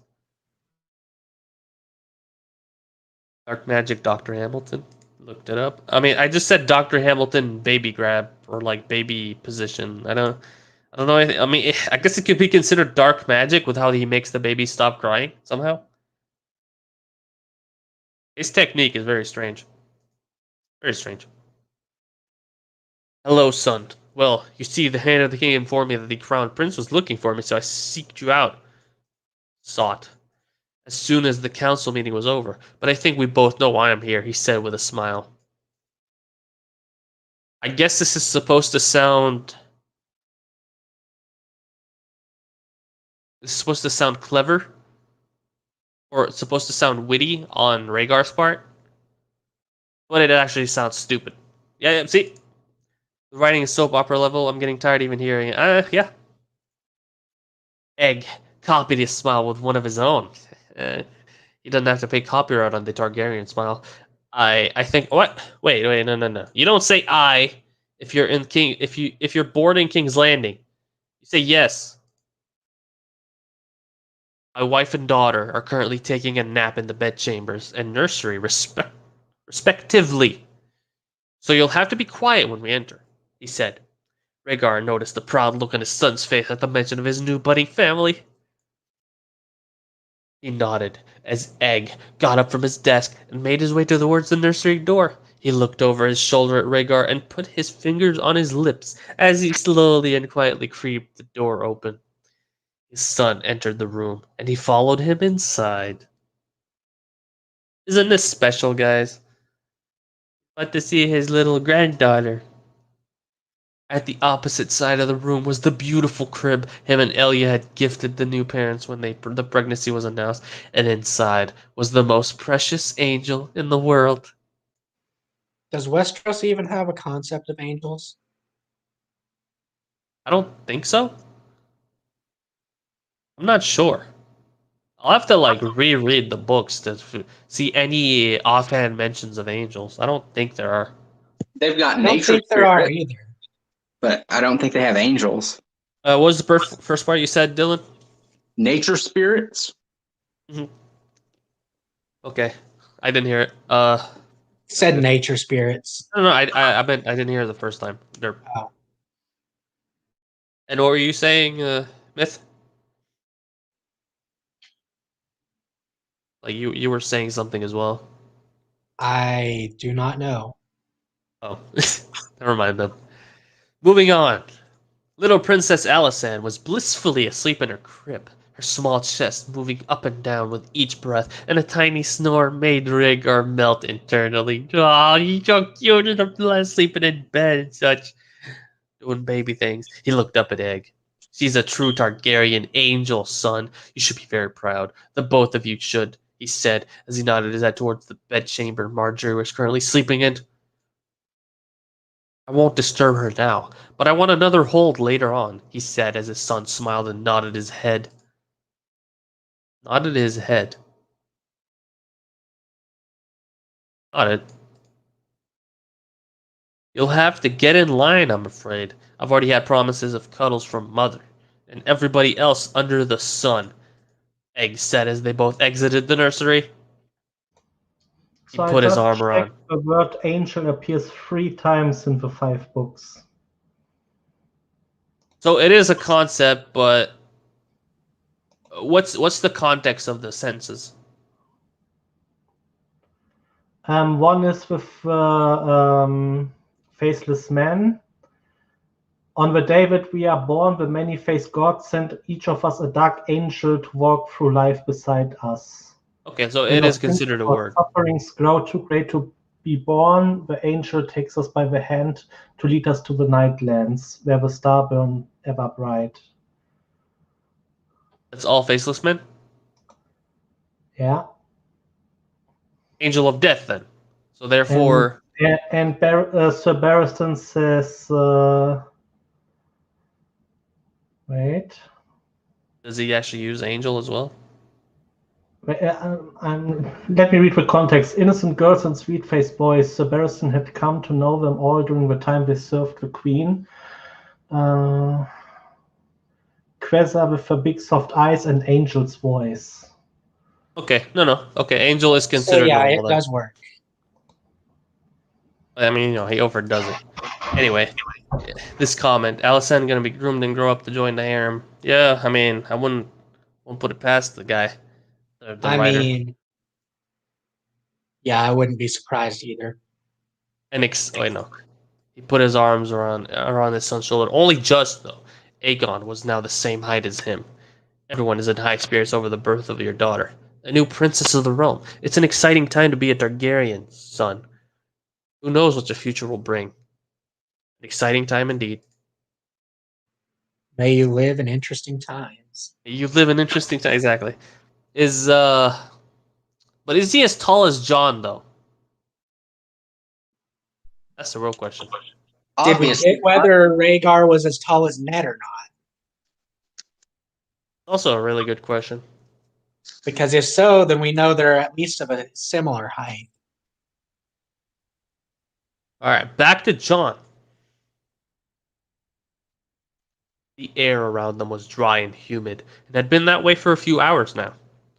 The bearskin cloak that he'd commissioned by his seamstress in Kochi had been discarded and packed away with the rest of his belongings due to the heat. Even without the cloak, he could still feel his tunic sticking to his back. The appreciated breeze that came with the honor of flying was still not enough to counteract against the sun beating down on him. Counteract the sun beating down on him. Dorne. They must be in Dorne. The lush greens and multitude of color they'd flown over could have only been the reach, but the greens had become sparse among the landscape, the only color being the reds and whites of the sand below them. They'd been flying non-stop for the entire day in an attempt to make good time on getting to their destination.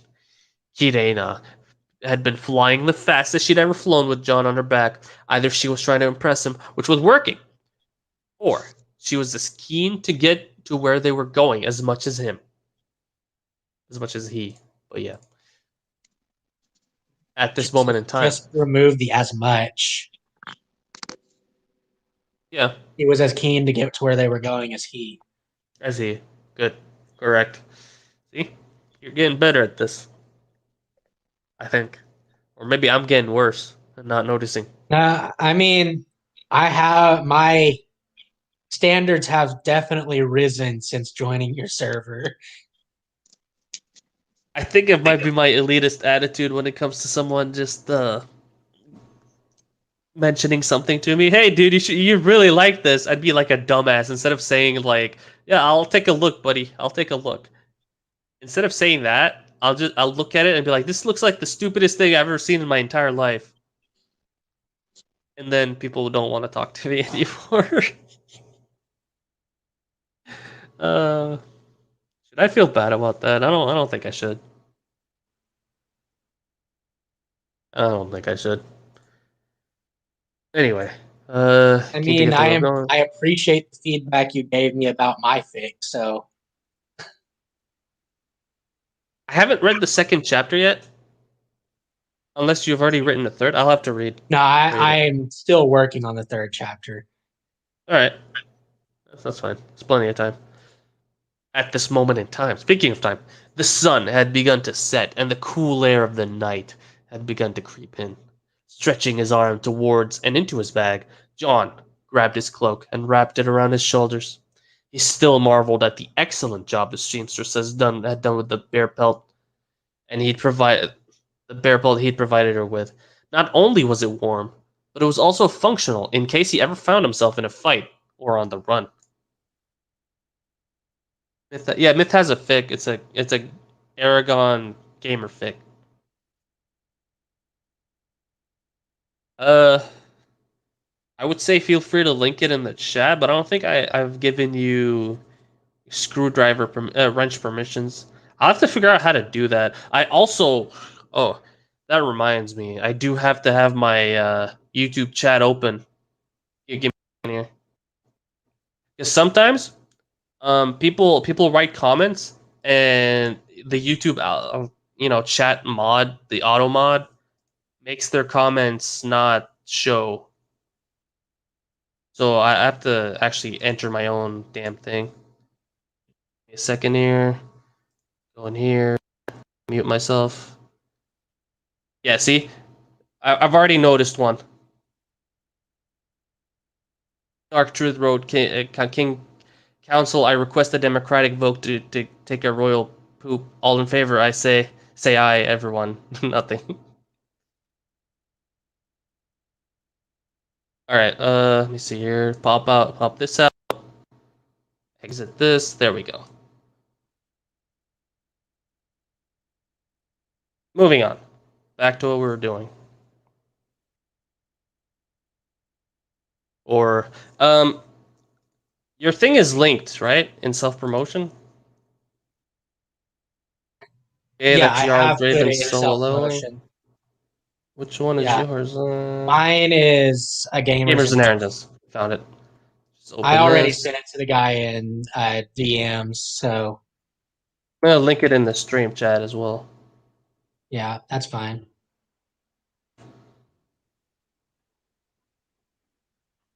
And Myth story. To check out the goal. I haven't yet. I've been working on Xana's book that she's been writing for a while. I've been helping her with that. And other than that, I haven't actually been reading anything. I've been writing a lot, and I've been doing my web development course. I haven't had the time to read it. I was thinking of reading it, starting it tonight, actually. The Golden Stag.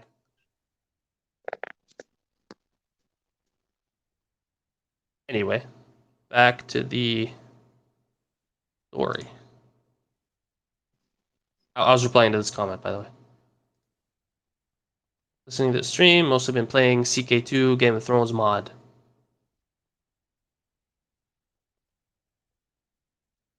CK2. Yeah, you did mention that. That's right. That's right.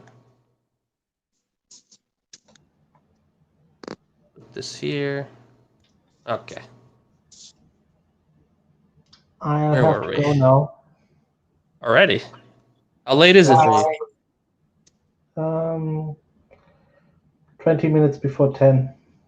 Oh yeah. You probably need to take a long nap. Yep. Well, make sure to So catch the stream, dude. Later. I will. See you next week. Have a nice night. Take care, old man. Go on a jog. I don't make the guy jog. He doesn't want to. Such evil. Yeah. So if you guys if you comment and it doesn't appear in the list, just make sure to tell me. I might not notice it, and YouTube itself will just hide your comment. Like I have to go in and click show. It's done so that no one can like say questionable things and get me in trouble. Okay, functional found himself in a fight or okay, looking toward down towards the ground.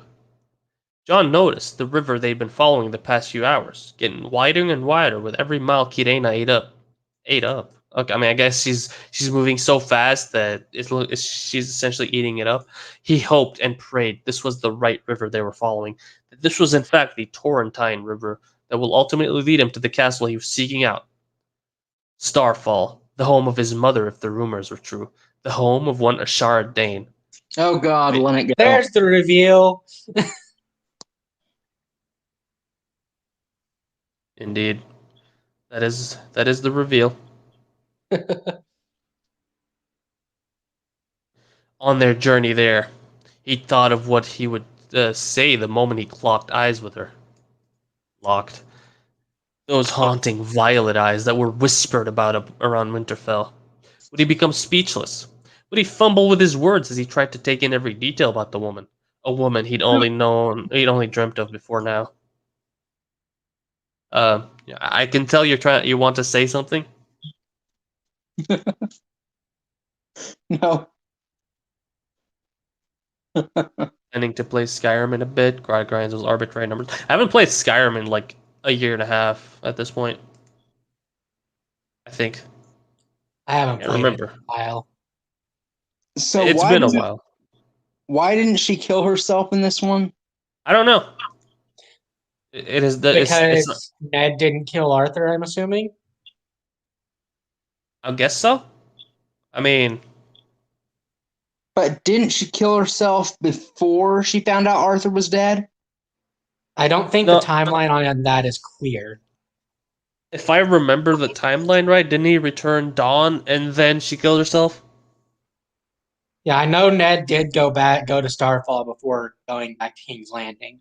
Yeah, but I thought he returned to find her dead when he returned the sword. I'm not sure. There's also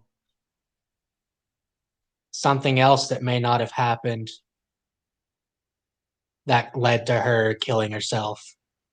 Are you saying they might have not? No, if there are rumors, then they had to have done it with her. Well, in canon, she did Stillborn? have a babe that was stillborn. I'm pretty sure. And that's what ultimately led to her killing herself. Killing himself? Alright, that's fair. So Well, that we'll may see. not have happened.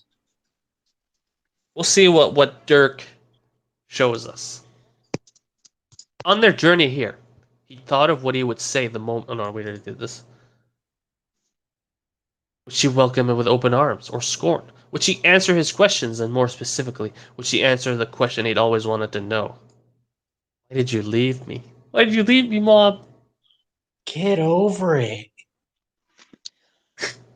He shook his head. Why did you leave me?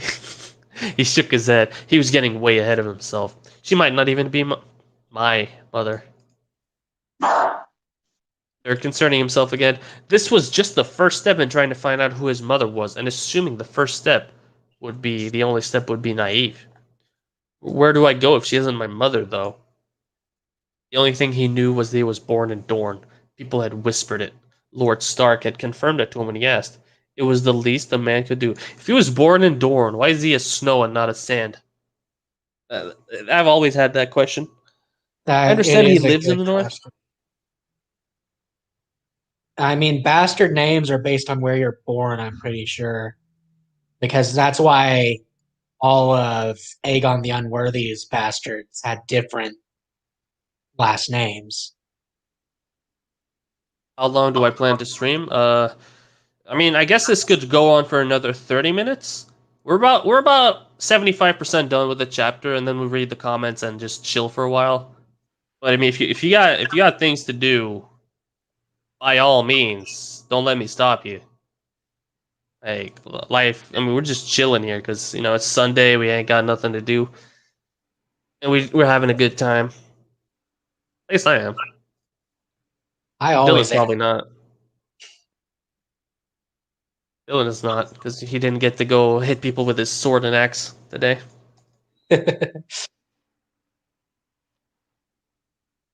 So, the least a man could do. He'd whittled it down to a certain time frame and desperately hoped he was correct. If he was, it would make this a lot easier. In the rebellion, Lord Eddard Stark, the previously quiet wolf, now awakened, Lyanna's beloved brother, had departed from King's Landing after King Rhaegar had taken control of the city. He and some of his men went to Dorne, not him, he, to retrieve his sister, who unfortunately had perished from some sort of fever when they got there. Something Lord Stark had always been closed up about. In fact, the whole situation involving his aunt was clouded in mystery. He would then travel back to King's Landing with his sister's bones to show to the king and queen who, it turned out, had married Lyanna Stark.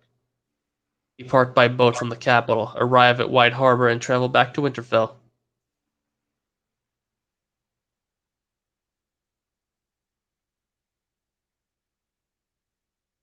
Okay. I'm gonna take a second here. So, Jon knows the king married Lyanna Stark. Okay? Jon knows that the dragon told him that he has Valyrian blood. He knows he's Valyrian. What an idiot. He knows that he has Stark blood from the warging. He knows he has Stark blood. What an The idiot. timing lines up for him to put the pieces together on his own. So my mother was either in Dorne or resided in between White Harbor and Winterfell. He's already Fuck, said he that thought. he knows he was born in Dorne, though. Yeah, but this is what I mean by bad writing. He thought as he slammed his fist down on his thigh. He huffed with frustration. He's so stupid that he's frustrated that he can't figure this out, even though it would take a 2-year-old to be able to put the pieces together. Not Why even the couldn't- main character is smart. Exactly. Fucking Lord Stark, just tell him. What the fuck was so hard about that? It would make it all so much easier for everybody involved. All he knew was that as soon as he had sufficient evidence and research, he'd be throwing the whole fucking log into Lord Stark's face and watching closely for the cracks to emerge, giving him the Isn't- chance to smash through them into the truth. One thing was for certain. If he didn't know who his mother was already, he wouldn't be leaving Winterfell without the truth. Isn't him not telling Jon even more of an indication that it's a big secret? Yeah, Yep. especially in the climate where everything is peaceful. There's no exiled family. No exiled family, no looming war on the horizon, no. There doesn't even appear to be any debt to the crown. The crown seems completely fine. Everyone is happy. The only reason for it to be a secret is to protect Ned. As dusk turned to night, the darkness came with it. The reflection of the moon on the river guiding them along. He's a comma, and he's lowercase. Or, alternatively, guided them along. Kirena seemed to speed up in her already blistering pace. Speed up her already blistering pace. Intrigue whispered in the back of his mind through their bond. He noticed what she was so interested in a few moments later. An island. And more specifically on that island was the castle he hoped was Starfall. The real question was how the fuck he was going to approach without causing a scene. The last thing he wanted was mass hysteria when he was trying to be as discreet as possible. Yes, the dragon is flying. As he approaches a castle at breakneck speed on a giant dragon. Like, if he can see it, they can see him. Definitely see him. Especially the Right. dragon. Not necessarily. I mean, he could just have better eyesight than everyone. He's on an 80-foot tall dragon. 100-foot long. 100 feet long. That shines. That shines. Crystal It blue. glitters in sunlight. Oh god. Oh god. Oh god. It's a Twilight crossover now.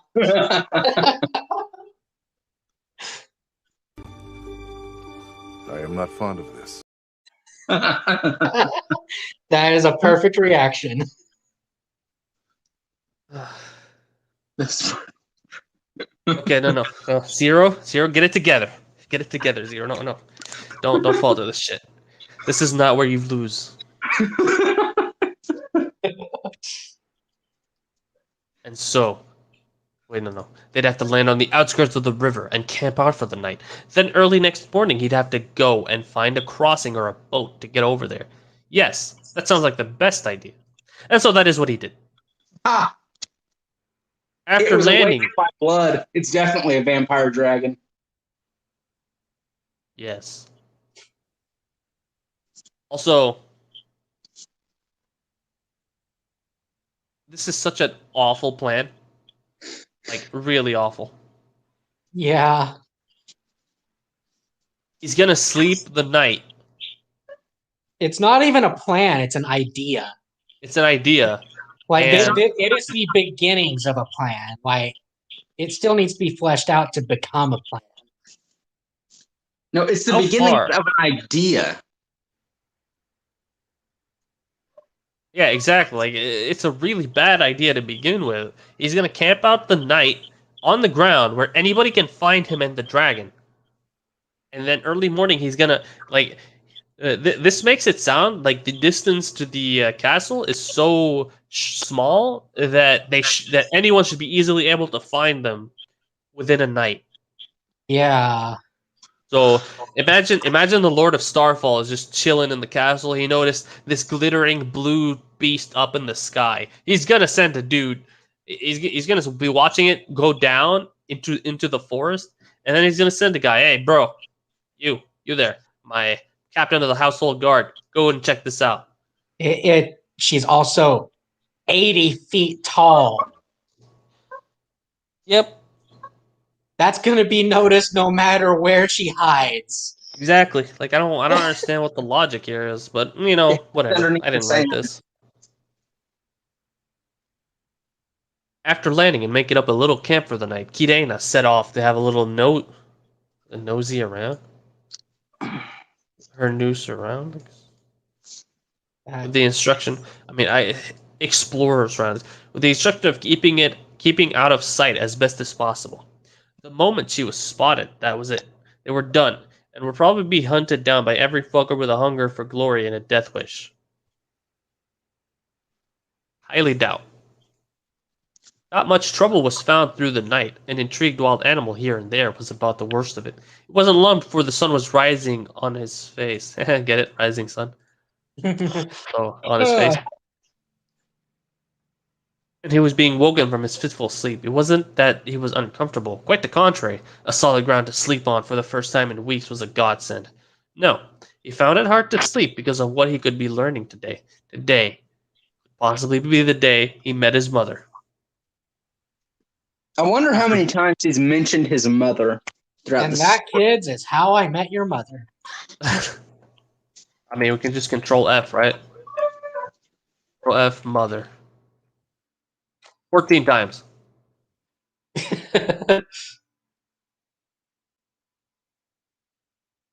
Oh shit! I Where said was I? story, not chapter. Oh, we'd have to add them up, right? But in this particular chapter, 14. I mean, AO3 does have the view entire story option. Rather not. So, I oh want to be yeah. able to read the comments on the chapters. Those are pretty fun to read. Let's be honest. I mean, I'm just saying, if you really wanted to know for the whole story, that's all you would have to do. All right, yeah, that's something we'll do after. After reading the comments. Exactly. How much trouble? They met his mother. Okay. After fully waking up and having a wash in the river for the first time in 2 weeks, he packed up his cloak he'd slept on and made his way towards the small docks that were further up the river.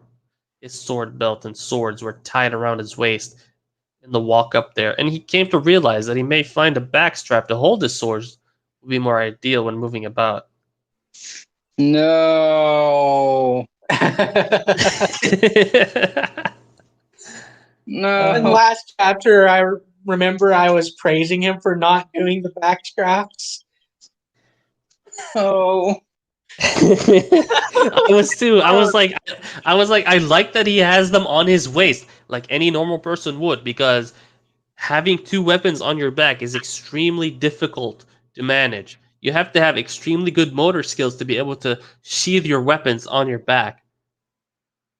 No, even if they're a certain length, you can't draw them or sheath them. Very true. Also, well, you've seen Shadiversity's videos on it, though, right? Yes, but John doesn't have that weird thing. Yeah, I know, but it's at least possible. You know what I mean? Anyway. Dark truth. The best way to hide this dragon is to hide her in the logic of this fic. Yep. Not The wrong. logic. Yep. The logic would obscure her quite well because it's all over the place. Backstrap to hold the swords might be more ideal in general. Yeah. Okay. He arrived at the rather quiet dock and approached the man who was clearly selling the service of ferrying people to and from Starfall. The man bolted up from his seat when he saw John approaching. Ah, friend, how can I help you on this fine morning? The balding man asked in a thick. It was probably gonna. Okay, he was gonna say thick or rich, and he put the two words together and created Thitch. I should Is use it this in my Thitch or- fanfiction from now on. You should inspire to this level of grammar. Yeah, I could never compare to him. I'm nothing. Ruff, that's a dog.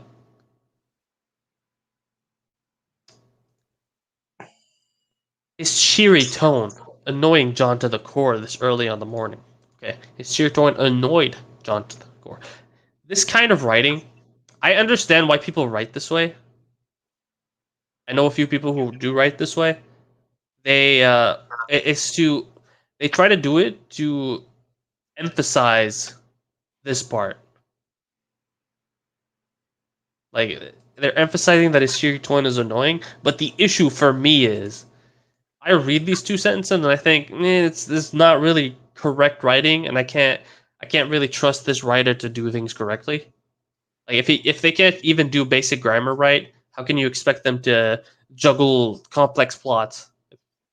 That makes sense. So That makes for sense. me, if I see this enough times, I would either correct it if I'm like reading the story and baiting or something, or I would just stop reading if it was a story out there in the ether.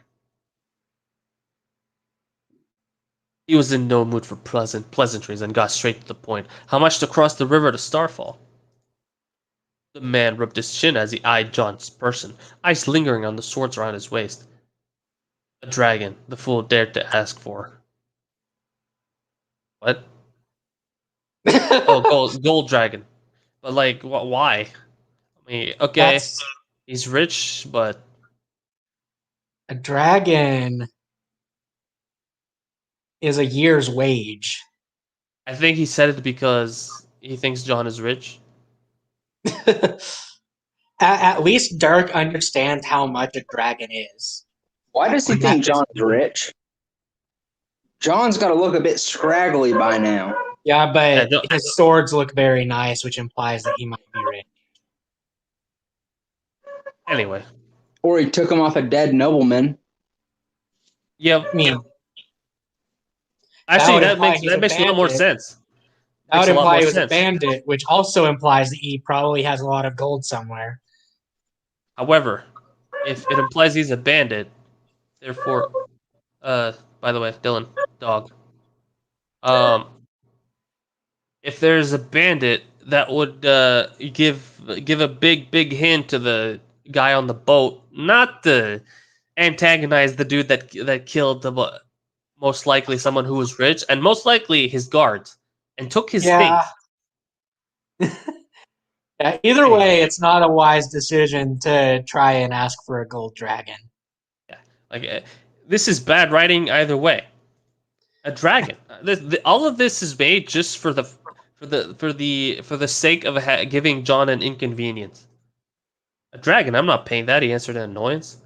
The daylight robber had the nerve to grin. Those are my prices. Take it or leave it. You could swim or even fly. That way you wouldn't get wet.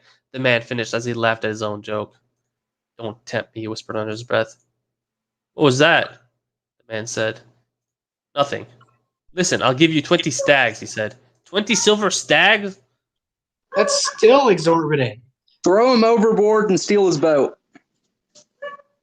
It's probably in the coppers range, is what should be paid for the Yeah, ferry ride. have you read The Wizard of Harrenhal? I have not. You should. That one at least has proper pricing. Yeah. The man laughed. The only reason I know how much a dragon is because I did the math for that on my own. Yeah, I remember. I remember. Good times. That is a good thing you can say about your Fix Zero. No outrageous pricing. Even though outrageous money is there. Anyway, I mean, true. I mean, it's the I mean, phrase. the never mind. outrageous money is in canon. With Yeah, the like, crown being millions of dragons in debt with how much a dragon is worth. Man, that's why I figured the phrase would have a decent chunk of money. Especially with how much they extort people. Yeah. The man laughed and in the process broke any patience John had with him. No, the man rubbed his chin, pretending to be in deep thought. 50 stags, he counteroffered. John was getting annoyed. It was too early for this kind of shit. He realized he'd make a salesman. Okay, I should probably not say this word too many times. How many stags to a dragon? Unsure. Old dragon to silver stag. 210. Okay. For a second, I thought 50 stags might be more than a dragon. No, this is about a fourth of a dragon. So 0.25. Dylan, dog. Thank you. You are a good man. That's still the equivalent of about $14,000 for a fairy. Exactly. Pretty stupid, isn't it? Okay, he didn't have the patience for it. 30 stags and I won't cut you in half, he growled out. The man's smile fell, and he looked down from John's face into his hands that were resting on each of his swords. If it were me in this situation, I would have said, 1 copper and I won't kill you. Yeah. I praised him for understanding how much a dragon worth, but he doesn't understand how much a stag is worth now. The man put his hands up in defense. I don't think Dirk understands. Oh no. Now, no need for trouble. I'm just trying to earn an honest living, the man admitted. He was done with this whole conversation, just wanted to get across the river. 20 stags now, he said as he handed the coin over, and 20 stags when we get there. Do we have a deal yet? Well, honestly, also, this is supposed to be John, and he's just threatening a random dude just trying to make business. Let's assume for a moment that a gold dragon isn't that much money. Let's just assume it is. It isn't.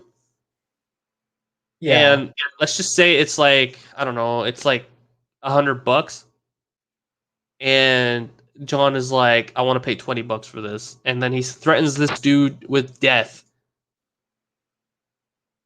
if he doesn't lower the price. Yeah. Obviously, if we're using real, like not real, but like the correct values, John should be saying 10 coppers or something, right? Yeah. The price of a few meals, essentially. Certainly Anyway. not a year's wage Certainly for a not a year's skilled wage. labor. The man I'm seemed still to on really. the fact that he's What is it? resting both hands on both swords to threaten an unarmed man. You Yep. only need one sword for that, and it'd be better for drawing it anyway. Not for an unarmed man, he should just be gripping his dagger. Does he even have a dagger? He has a dirk. I don't know Oh, if he yeah. still has it, but he had it before. Anyway. Oh, He no. killed I saw a picture. Dog. Bruh. This is a good advertisement for why not to get a dog. It's like constantly howling. The man seemed to release a breath when John, okay, that's soon be fine, my friend, he said as he saluted John and motioned for him to follow him onto his small boat. The journey across was quiet. It would seem John had spooked the man and turned him into a mute. The closer they got to Starfall, the more awed he was at its experience. I feel like I answered this question, but just in case, a gold dragon. In modern Oh. currency, it's between $20,000 and $60,000. Which just goes to show how much in debt the Iron Throne was. Yeah. This is Starfall Castle, in case you guys didn't know. The castle looked like it was part of the island itself. White stone walls and tall towers made up the most of this structure, the tallest of which must have been the famous Pale Stone Sword Tower. In case you don't know what Starfall looks like, here's a picture just to showcase how bad Dirk is at actually describing things. He will show you exactly what things look like. As they made their way around the island, he realized the island didn't have a bridge that connected it to the mainland. He looked across to the man who was ferrying him, and he had the decency to look away. I suppose it's my own fault for not looking properly, he said as the man gave him a smile. Happens to the best of us, friend, the sailor replied as they approached the docks. As soon as the boat came to a stop, he got up from his seat and handed him the 20 stag he promised. The man thanked him and seemed to hang around in the hopes of finding more custom for his return journey. Customers, I guess. Does custom work? I don't think it does. Customer etymology. Discussion origin. Custom. Yeah, I mean it could work. Makes sense. He actually researched the word. Dirk is doing more than I expected he ever would. Anyway, Congratulations, Dirk. You exceeded Gone. expectations. I mean it wasn't hard to exceed them, but he exceeded them nonetheless. You have to give him props for that. John was too busy to notice whether or not he was successful, as he was approached by two guards wearing dark purple robes. Robes. Why are the guards wearing robes? Like wouldn't the guards be wearing like Like, armor and maybe with a purple sheet with the house sigil on it or something, right? and Yes, cloaks would be common. Or a gambeson or doublets or they're not any- mages, Cloaks are a very common thing in Westeros, so I can see purple cloaks. but Say that robes. someone did the math and the Iron Throne is about 7 billion in debt. Yeah, there's probably something like that. 7 billion. Oh, I think you're a little off. 7 billion might be too little. It's my calculator couldn't go high enough. I don't know about that. It went to 2 to the 11th power All right, that's a lot. with only the 20,000, not 60,000. State your business, traveler, one of the guards said whilst the other eyed his swords. Straight to the point, he liked their style. I would like to request an audience with Lady Ashara, he answered. Both the guards chuckled at the request. What makes you think we'd grant you that request? One of them said in a thick Dornish accent. They're all Dornish.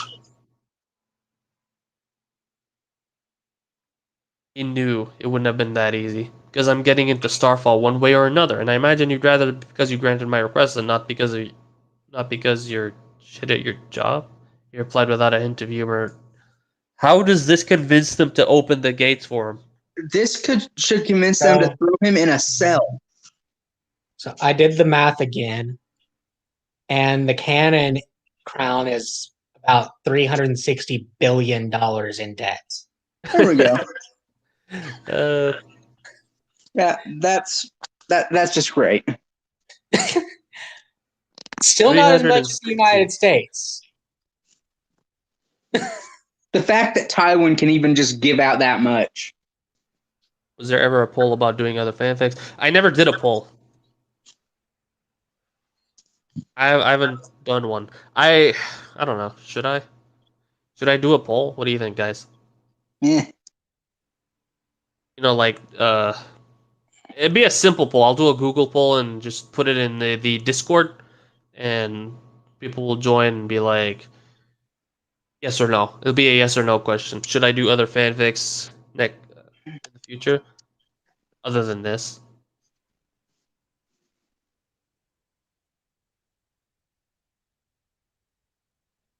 I mean, we're definitely going to do other fanfics. The question Yeah, but like is more, I meant, are we should I gonna stop this early? at some point and do Yeah. others?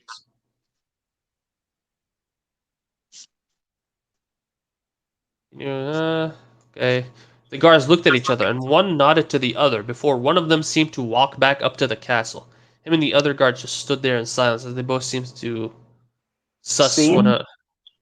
both seemed to suss one another out. He seemed to walk back up to the castle. Yeah, I know. As in, he looked like it, but he didn't actually do it. Oh no, you Dirk didn't is- miss anything. Dirk is trying to be clever with his writing, and it's not working. He's using the passive voice, or rather the descriptive voice, when it is necessary. I've seen writers do this, and sometimes it works. But that's when you're in a conversation setting, or like you make a good point to someone and they look like they're considering it. Like, I just used the correct way to say it. They looked like they were considering it. Seemed like they were considering. Except here, he seemed to walk back up to the castle. Like, where else is he going? As you can see him walking up the path that leads to the castle. Like, there's nowhere else. But this is like, I'm fully expecting that the other guard will show up with like 10 more guys, and they'll take him to the dungeons. They should. John. I mean, broke the yeah, he silence. just threatened to break into the castle. Exactly. No, John that broke shouldn't the silence. should be off with his head. Yep. How long you been doing this? He asked in his attempt at small talk. He didn't care how long this random man had been guard, that's for certain. Why would he? His John only is a response was, yeah, he is. Like, this is supposed to be the relatable character that everybody's supposed to love, and I only can feel contempt for him. His only response was a grunt as the guard looked back up towards the castle, probably hoping his friend would save him from the stranger asking him odd questions. You think he got lost? He asked. He was certainly making the man uncomfortable, and he couldn't, for the life of him, care. Thankfully, based on the man's sigh of relief, the guard hadn't gone lost and was making his way back down to them. Lady Ashara has granted you an audience, but your weapons have to be handed over, the returning guard said. Wait, what? No. That I am not fond of this. We need something with that's a little stronger than that. that is a good one to use the woman be silent clip. I don't have it, sadly.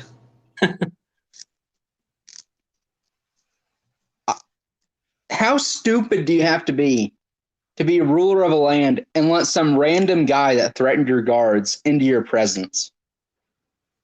That's next level stupid. I mean, it's like Kung Pao, with the scene where he's like, I implore you to reconsider, and they immediately say, okay. Yes. What am I hearing?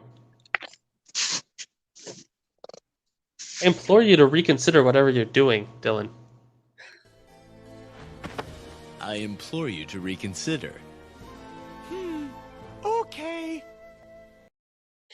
What the hell? I love that movie. I love that movie. Yeah, that movie has amazing scenes in it. It's beautiful. That's You've a never lot of seen it? nuts. Never heard of. Never heard of it. Never God heard. damn. That's a lot of nuts! You've never seen this before. Nope. Wow. I only have one thing to say to you, Dylan. Your days are over, mister.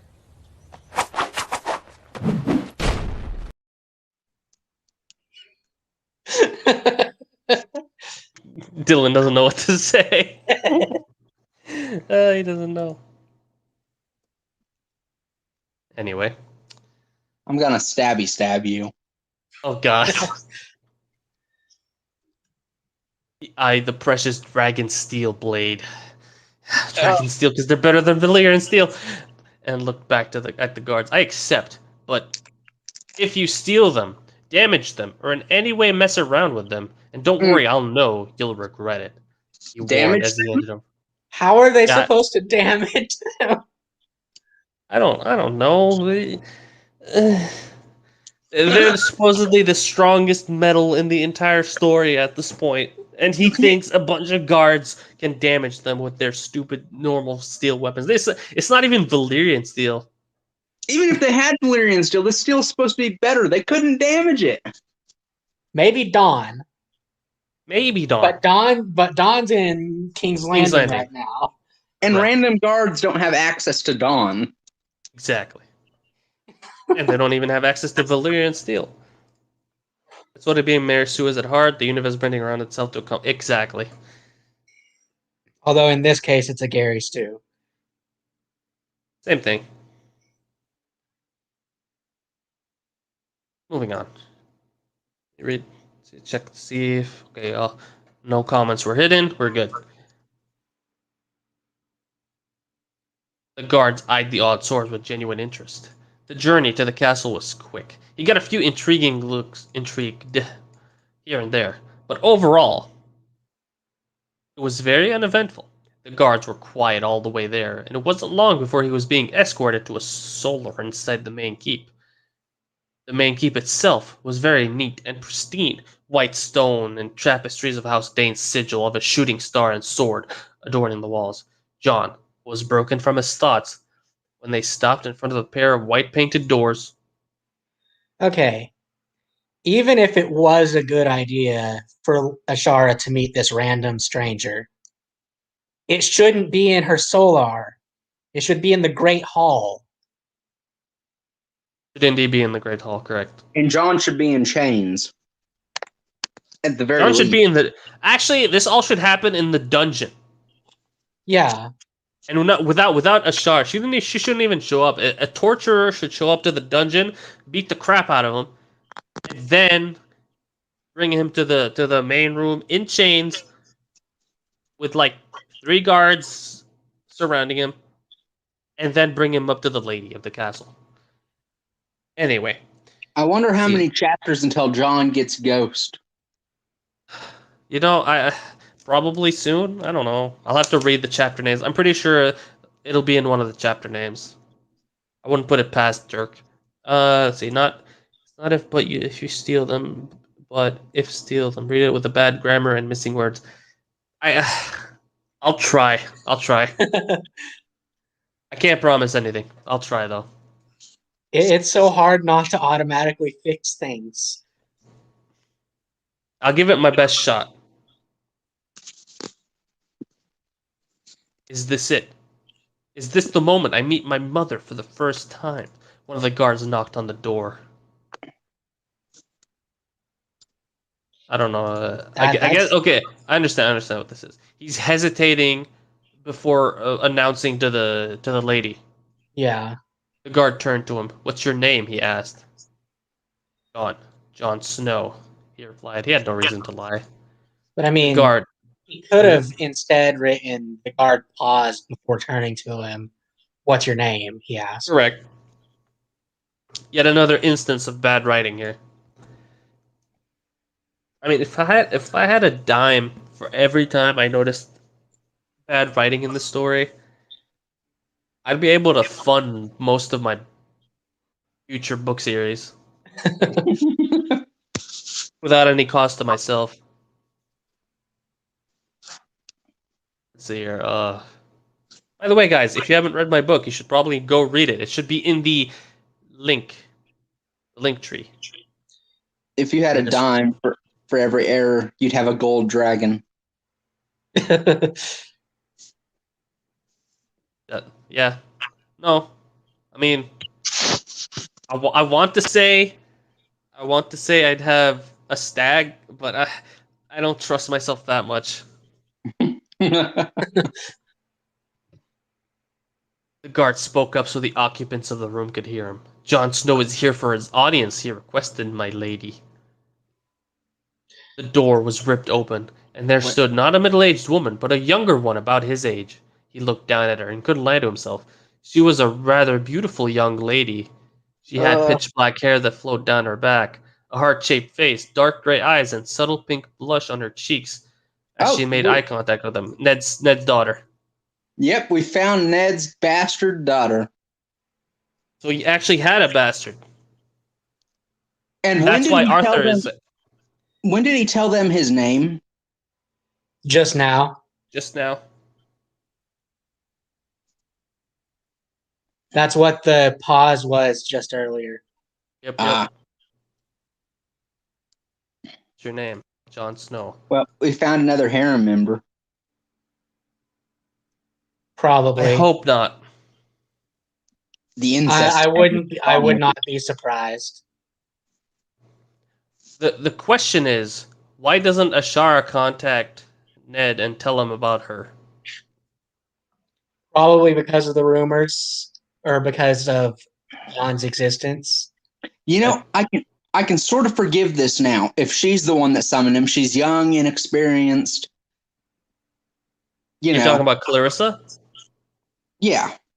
No. There's another woman in this room. Oh shit. No forgiveness. No forgiveness. Like you're like, I can forgive this baby. It's just a child. The young woman looked chastised and exited the room. One of the guards who escorted him here followed her down the corridor. She turned around and had the one last look at him before turning a corner out of sight. He received a small nudge in the back from the remaining guard and entered the room.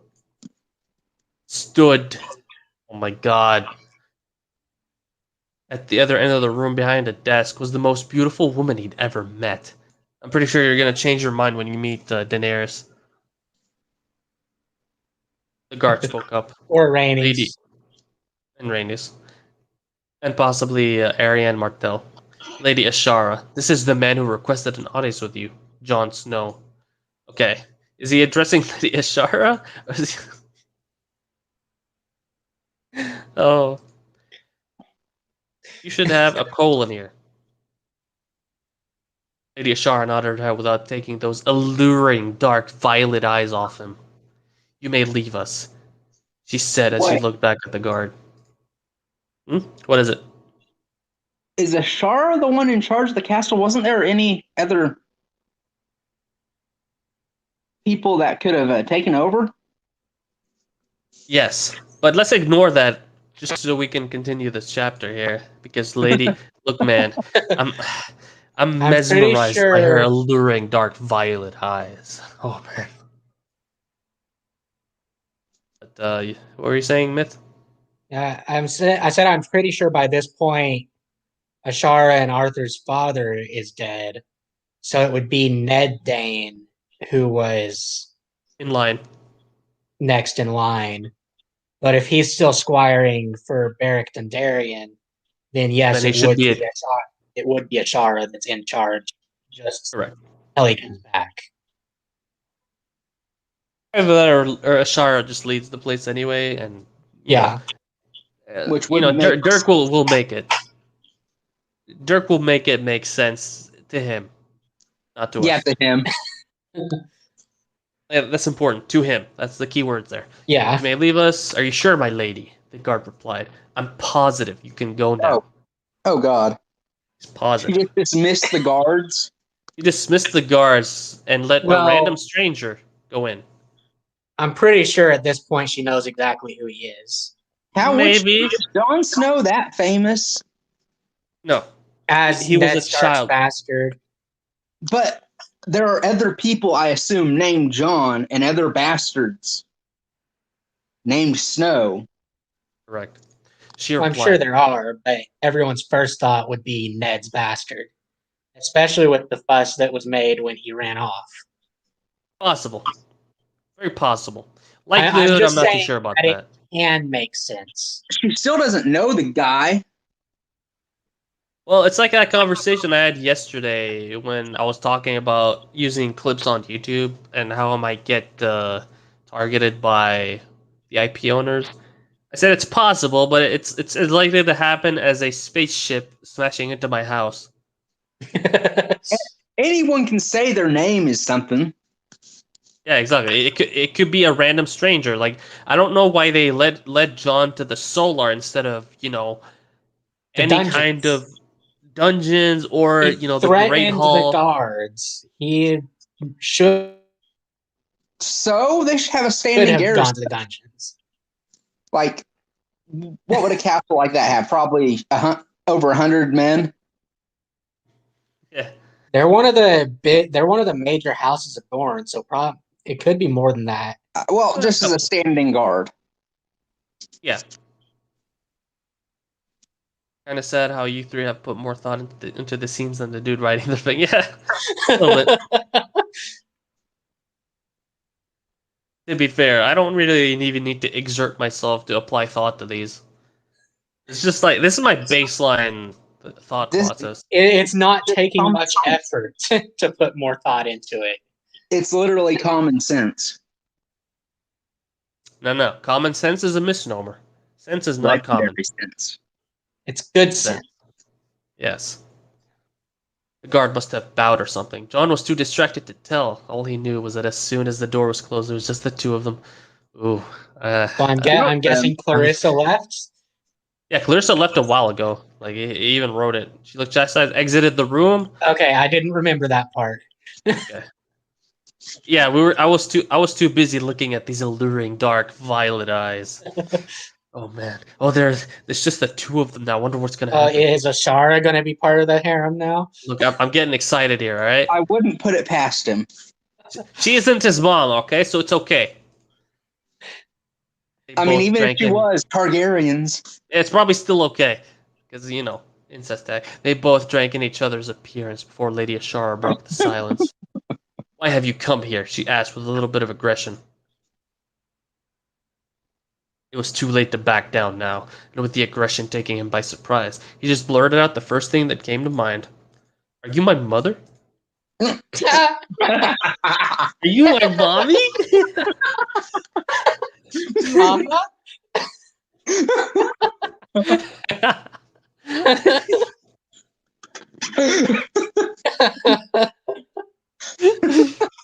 Mama, is that you? You should have heard a pin drop. The cliches. Oh no. Oh, was that the end of the chapter? Yes. Yep, that's the end of the chapter. What a cliffhanger. Thanks again for reading my ramblings. LOL. The reaction has been more than I could have ever expected. Again, all images are taken from a Google image search. Alright. I'm ready for the comments. I bet you anything, they're still gonna be singing this guy's praises. Of course, he probably deleted the ones that weren't. Probably. Tiny. Contrary to... You can delete comments here? Yeah. On AO3, you can delete comments. I checked. That's a reason... has become so famous. He has his own YouTube series for his story. Who? Yeah, he's talking about me. Oh. Contrary to popular belief, the Danes of Starfall aren't of Valyrian blood. I hope John won't forgive Ned too easy when he finds out who his mother was. Good chapter. Chapter. That comment is correct about the Danes. They actually have blood. It's a half correct. It's half correct. Chapter wasn't good. Until then. Yeah, the Danes actually have first men blood, not Valyrian. They aren't descended from it, but they do have some Valyrian blood after a pair of marriages, if my memory serves. No, it's first blood for a first men. I only know of one. Yeah. I only know of one marriage offhand: Maekar Targaryen and Diana Dane, which eventually produced Aegon V and his descendants. What's the other one? It's a Dane marrying into House Targaryen, though. It's not the Danes. Yeah, Targaryens didn't marry into House Dane, though. I don't remember any instance where Targaryen married. I like how they're just like trying to fact check each other. They're all just saying the same thing. This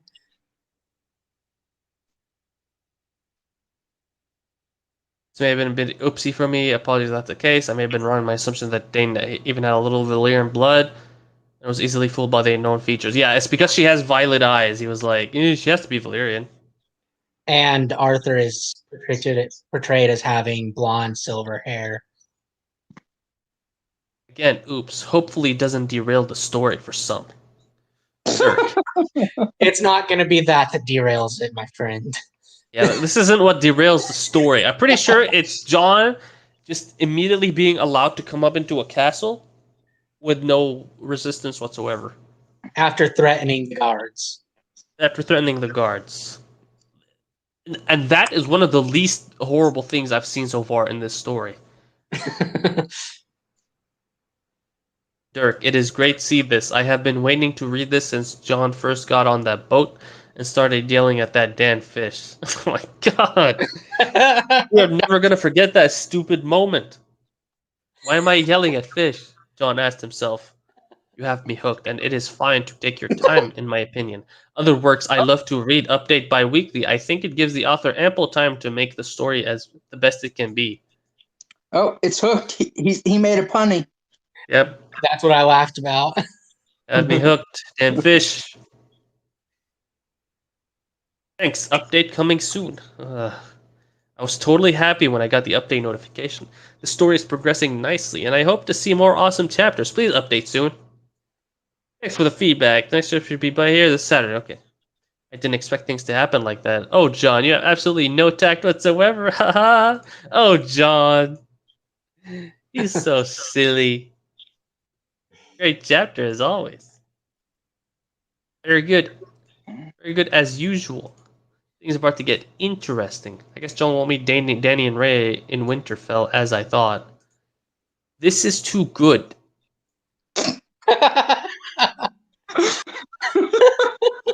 I am waiting for another chapter. Please update faster. Yep. Mm-hmm. Uh-huh. Yes, sir. Interesting. I can't wait for the reply Ashar will give John, and I want to know what is going on through her head. Great chapter. I can't wait for the next one. Come on, man. It doesn't take a genius to figure out what's going on through her head. What's obviously going on through her head is that this is Ned Stark's bastard, aka John Ned. It's obviously not her son, right? And she surmised that Ned had someone else on the go when he supposedly loved her. She would have forgiven Ned having to marry Catelyn. Because that was done to secure an alliance. But he had a bastard with someone else, which is why she's angry about it, which is why Sir Arthur is angry. Sir Arthur is angry about it. And this guy, this guy literally reads the chapter. Reads the entire thing.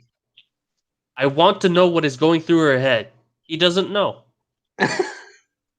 He's given all the clues. He is given a box with four square holes, and he's given a square peg, and he tries to put the peg in the round hole.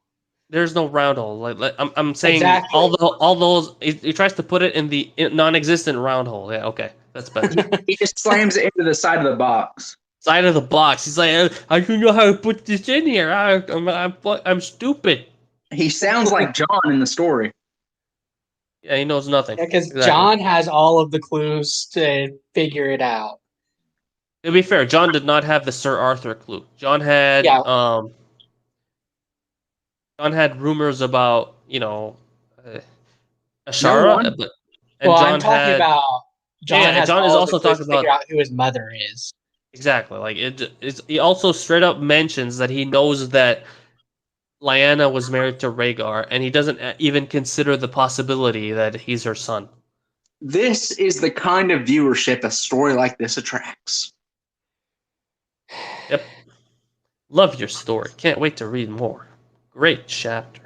Brilliant stuff so far. Obviously, I don't know if you've planned it out already, but I suggest you be mindful of the pacing. You don't want to be 100,000 words into it and not have hit your major plot points. Good luck writing. I don't agree with this. Yeah. Plot happens as it needs to, not for word. Not counts. Based on word count. And also, who defines what major plot points are in the first place? What are the major plot points for 009 here? So if let's apply one of my fanfics to this, the Z Gamer. What are the major plot points in terms of what people think they are? I'm fairly sure everyone will tell me the fight against the Saiyans, the fight against Frieza, blah blah blah. Right? Who would say that? Many people. The I average. get many reviews saying I can't wait until he fights Raditz and Vegeta. That's all they care about. Except- The major plot points that this reader is probably thinking about is the reveal of his heritage and how the crown deals with Ned. Exactly. And how John seduces the two ladies. Yeah. 2. Oh, you think it's just gonna be 2? It's 2 at a minimum. 2 at a minimum. Really? I'm thinking more 4 at a minimum. Well, We'll there's see. only 2 of them that are confirmed in the tag, so that's the minimum. I need help, and lots of it says, awesome, but the ending was a bit odd. I would love to see John going north and punch Ned in the face and yell his head off at Kat until she is on the floor, cry for forgiveness. That would be awesome. We were just talking about the kind of person who reads this story. There you go. Yeah. Those are the major plot points for that guy. How long would it take Ned's nose to heal? Never. Because John, this is post-training, John. He is very strong. Yeah. The nose He's would trained go with flying out Master the back of his Yin head. for a year. And he's also learned to hold on to the dragon, which means his grip is very strong, meaning his arm is strong. Yep. Ned's nose would go flying out the back of his head. Yep. He'll become a Voldemort type. That image. Great story so far. Please update soon. Now I'm imagining Sean Bean as Voldemort.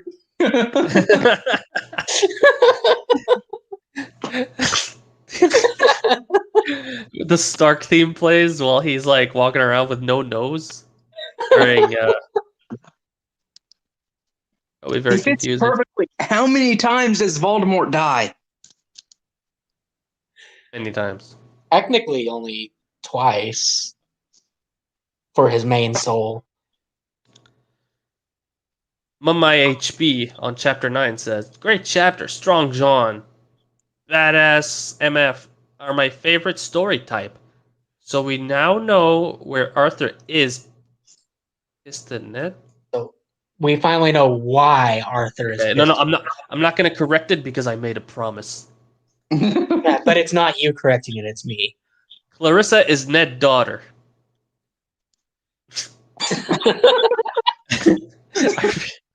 I really hope John isn't the This is something you see in a lot of fan fiction. People don't like forgiveness. People are against forgiveness. They're against characters redeeming themselves. They just want bashing, bashing, bashing. I really hope John isn't the forgiving type. There's a lot of stories where he forgives too quickly. Too quickly. But Ned took a lot away from John. I'm not the biggest fan of forgiveness in a story, but if it's done right. I mean, there's a reason that redemption arcs are so common. Listen, Dylan, we live in a society, all right? If you do something wrong and you apologize for it, you are supposed to be forgiven and allowed back into the social realm. It depends. Depends on it's going to depend on what that person did. Obviously, I'm not saying a dude who killed 10 people should be able to say sorry and be able to do whatever. Unless he's Vegeta. Yeah, nobody cares though because he's strong and he helps them save the world. What I'm saying is forgiveness is part of society. It's not you should be able to forgive people assuming they haven't done something unforgivable.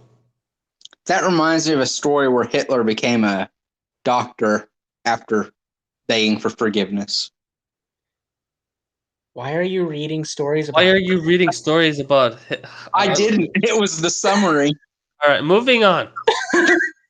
Just Why are you looking for stories about Hitler? I wasn't. Let's not It was a Harry Potter story. How did that even make it into... I don't want to know. I'm done questioning it. Let's move on like we just saw a dead body. That's relegated to the rest of the don't question Dylan category. John could have grown up happy with his family, but he grew up hated in a toxic environment. Like, this is the sort of people you find on Twitter, to be honest with you. The people who are like, they always focus on the negative. It doesn't matter what positive thing you do. It always comes back to something bad that happened or something bad that you did. It doesn't, there's no redemption. Redemption be does not fair- exist for these people. Ned didn't do it out of love. He did it out of spite. He did it out of spite, obviously. But John If still there's- didn't really grow up in a toxic environment. yeah, like The only only person, source of toxicity was Catelyn. and sometimes Theon. Theon, in actuality, was not even that bad. Yeah, in canon, Theon was just some light teasing every now and then. Yeah, it was chill. Even in the show, like what did Theon do to John ever? And all he really did is rib him about his bastardry. And even then, it wasn't even that heated. Yeah, it was just light. Like it wasn't even heavy.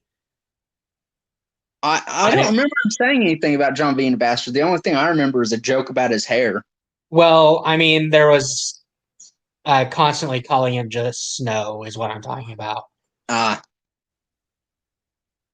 Yeah, like, when it he wasn't takes his ghost, that one's yours, bastard. Oh yeah, that. Yeah, but I mean that's normal at that point. Yeah, it is normal. That's what I'm saying. It's not it wasn't toxic. Yeah. Toxic Like is praying for a child to die.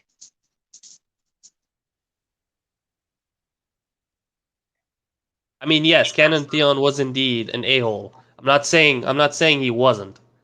I'm That just was saying. Catelyn.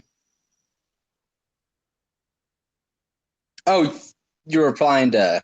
Yeah, he's looking the at comment. Like he was an unpleasant guy, and he went out with not went out. He went to the brothel at all times, spent all his money there.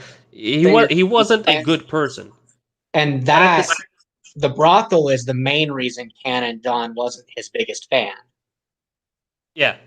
Because the brothel is it just reminds John about how he's a bastard and he doesn't want to bring a bastard and doesn't understand why anyone else would want to either. You also have to remember the point of view storytelling is from the character's point of view. So you don't have the correct view of everything. You have John's interpretation of what's happening. Yeah. And we don't get a Theon POV until he goes to Pike. Yep. Anywho, I do hope Ashara sheds light on this and figures out the truth. I can't wait for the next chapter. Obviously, she's gonna do that. Come on. She's not going to reveal the whole truth. And to be fair, did Theon really betray anyone? Yeah, he didn't betray anyone. He went back to his family.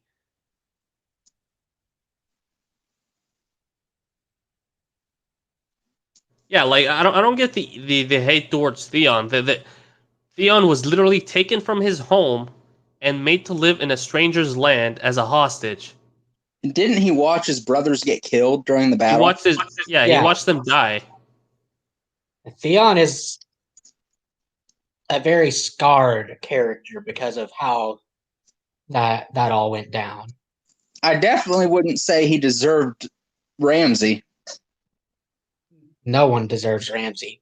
He probably deserved to be sent to the wall or like punished in some way, but honestly, the people who like crow at what happened to him, they give me the shivers because there's definitely something wrong with them in their heads. Anywho, also, did Ramsay kidnap the Stark family, or was it Catelyn? Now, someone noticed. Hey, they have the same. There is a few people that deserve Ramsay. No. Joffrey. I wouldn't wish Ramsay on Joffrey. I think Joffrey would kill Ramsay. Viserys. I hope they get found. And Joffrey is more a product of. I don't wish Viserys. I want Viserys on Ramsay as well. I mean Ramsay on Viserys. Viserys' story is essentially him going insane while living on the streets. Yeah, Viserys is a very tragic character. How about Baelish? I mean, Maybe. I gave it consideration. Thanks for the feedback. John will be handing Ned a free pass for what he did. Ned will have to face the consequences and maybe John's temper. Winky face. Looking forward to the next chapter. Wanting to see how Tywin will react when John gives him Bright Roar. I'm pretty sure Tywin will get on his knees and receive John's sword. I know welcome. someone who definitely deserves not Viserys, Ramsay. Oh. The Mountain. Yeah. Okay. Yeah, that's fair. I won't even argue that one. There's no arguing it. Great chapter. Although I don't understand. The Mountain would definitely Kill Ramsay first. eviscerate Yes. Ramsay. Oh, definitely. Wouldn't he rather force Ned to tell him the truth rather than hope for the best in searching for his mother? Don't worry, he won't be in Dorne for long. Thank you for spoiling that. The John Ned confrontation is very soon. See, this is what people are waiting for. Yeah. Lol, this is fun, but if it's a crack fig, maybe give John a harem. He could be a real horn dog. XD. Maybe even kill Viserys. Haha, kill Viserys so I can enjoy the story. Watch him have sex with Arianne. Yeah, so we know that at least by chapter 9, he had already put the crack fig tag. This is very funny. Ha ha ha.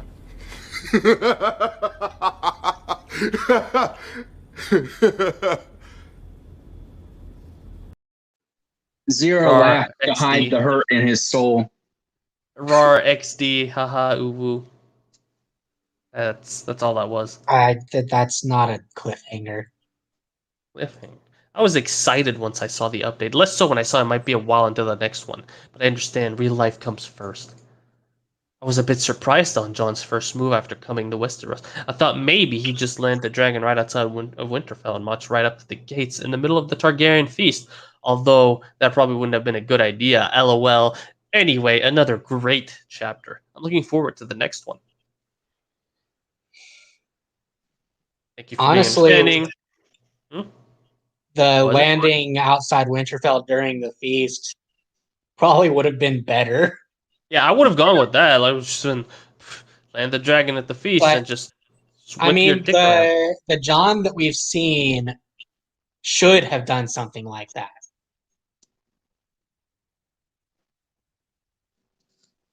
While also pretending that he's humble.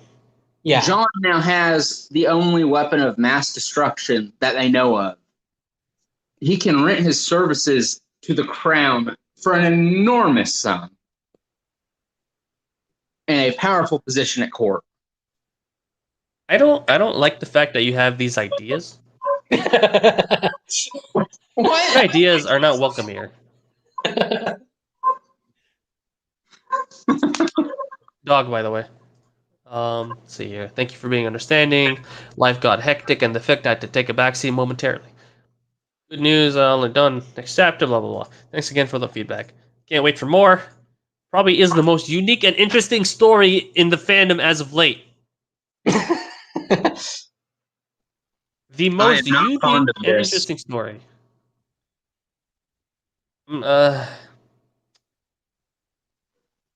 Honestly. No, this is not I am not fond of this. This requires this reaction. I'm gonna put some dirt in your eye.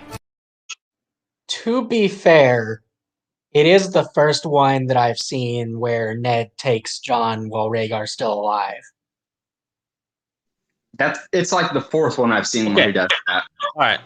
Never mind. I was gonna say unique, but then Dylan was like, "This is the fourth one." Interesting? Definitely not. Definitely not.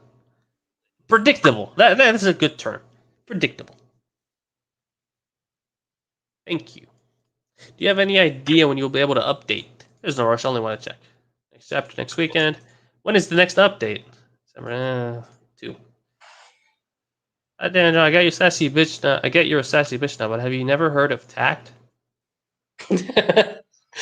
No, he has not. No, he has not. This may be the best Game of Thrones story there is. No. Just a minor side note, dry and humid. Yeah, I wanted to point that out in the story. He reached the desert, but it was somehow dry and humid at the same time. Those two means exactly the opposite of each other. I think you meant hot and humid. I mean, even that would be wrong in a desert. It's not going to be humid in a desert. Yeah, if it's hot, it's not humid. Maybe hot and dry. I mean, okay, it can be hot and humid, but in a desert setting, no. No. It's not. It's very rarely going to be humid in a desert setting. Oh, I didn't read this comment here. I don't even wish Ramsey on Ramsey. There are lines that should not be crossed ever. I wouldn't say that. In writing, you have to have a certain freedom of expression. And you should be able to write villains. Well, I mean, I thought, okay, if you mean like in real life, okay, sure. But we're talking in the context of fictional worlds.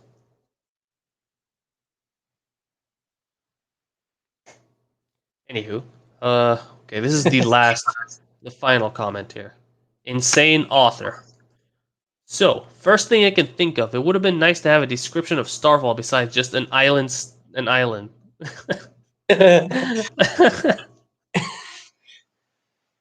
Okay. Starfall is one of the most beautiful location in Westeros, in my opinion. Also, John threatening everyone he comes across just seems like he's an asshole. Thank you, insane author. I am liking you already. He has author in his name and he has mistakes in his comments. I know, but I mean, I don't know if you've ever read Nightmare in our server. His chat is riddled with errors, even though he writes pretty well in actual stories. Yeah. I think I'm one of the few people who actually cares about how he chats in text. Yeah, I can't help but auto-correct myself. I do miss it occasionally, but then I see it as soon as I post it, and I'm all, oh. I like to correct people. I do it too. Makes them angry too. It You would does. think it would be the opposite because he's been living in a place where respect is highly valued. Yes, Japan. Yeah. I mean, obviously not this Japan, Master M. Master M. Mm-hmm. He showed him his sword collection. Yeah. And spitting on the Emperor's head. What is it? I said, and spitting on the Emperor's head. Yeah. Yes, that shows immense respect. Okay. No, I understand that. So respect. I think what he probably didn't really register that part.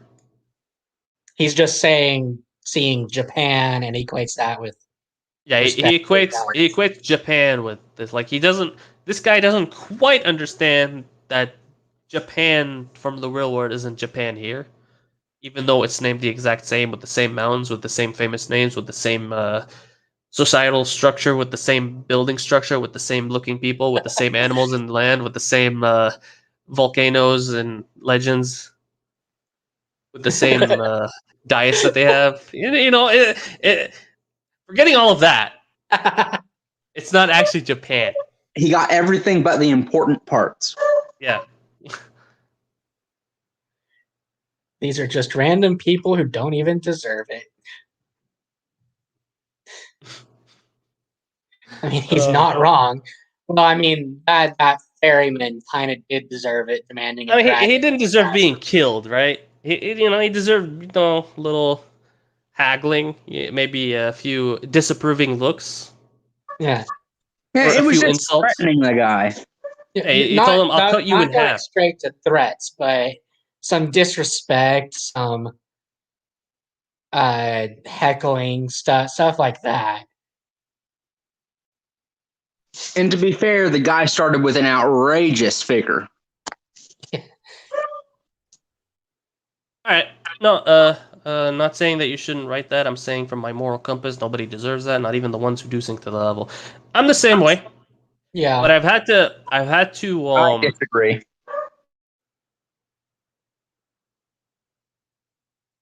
Okay, I mean, I'm between you and Dylan on that one.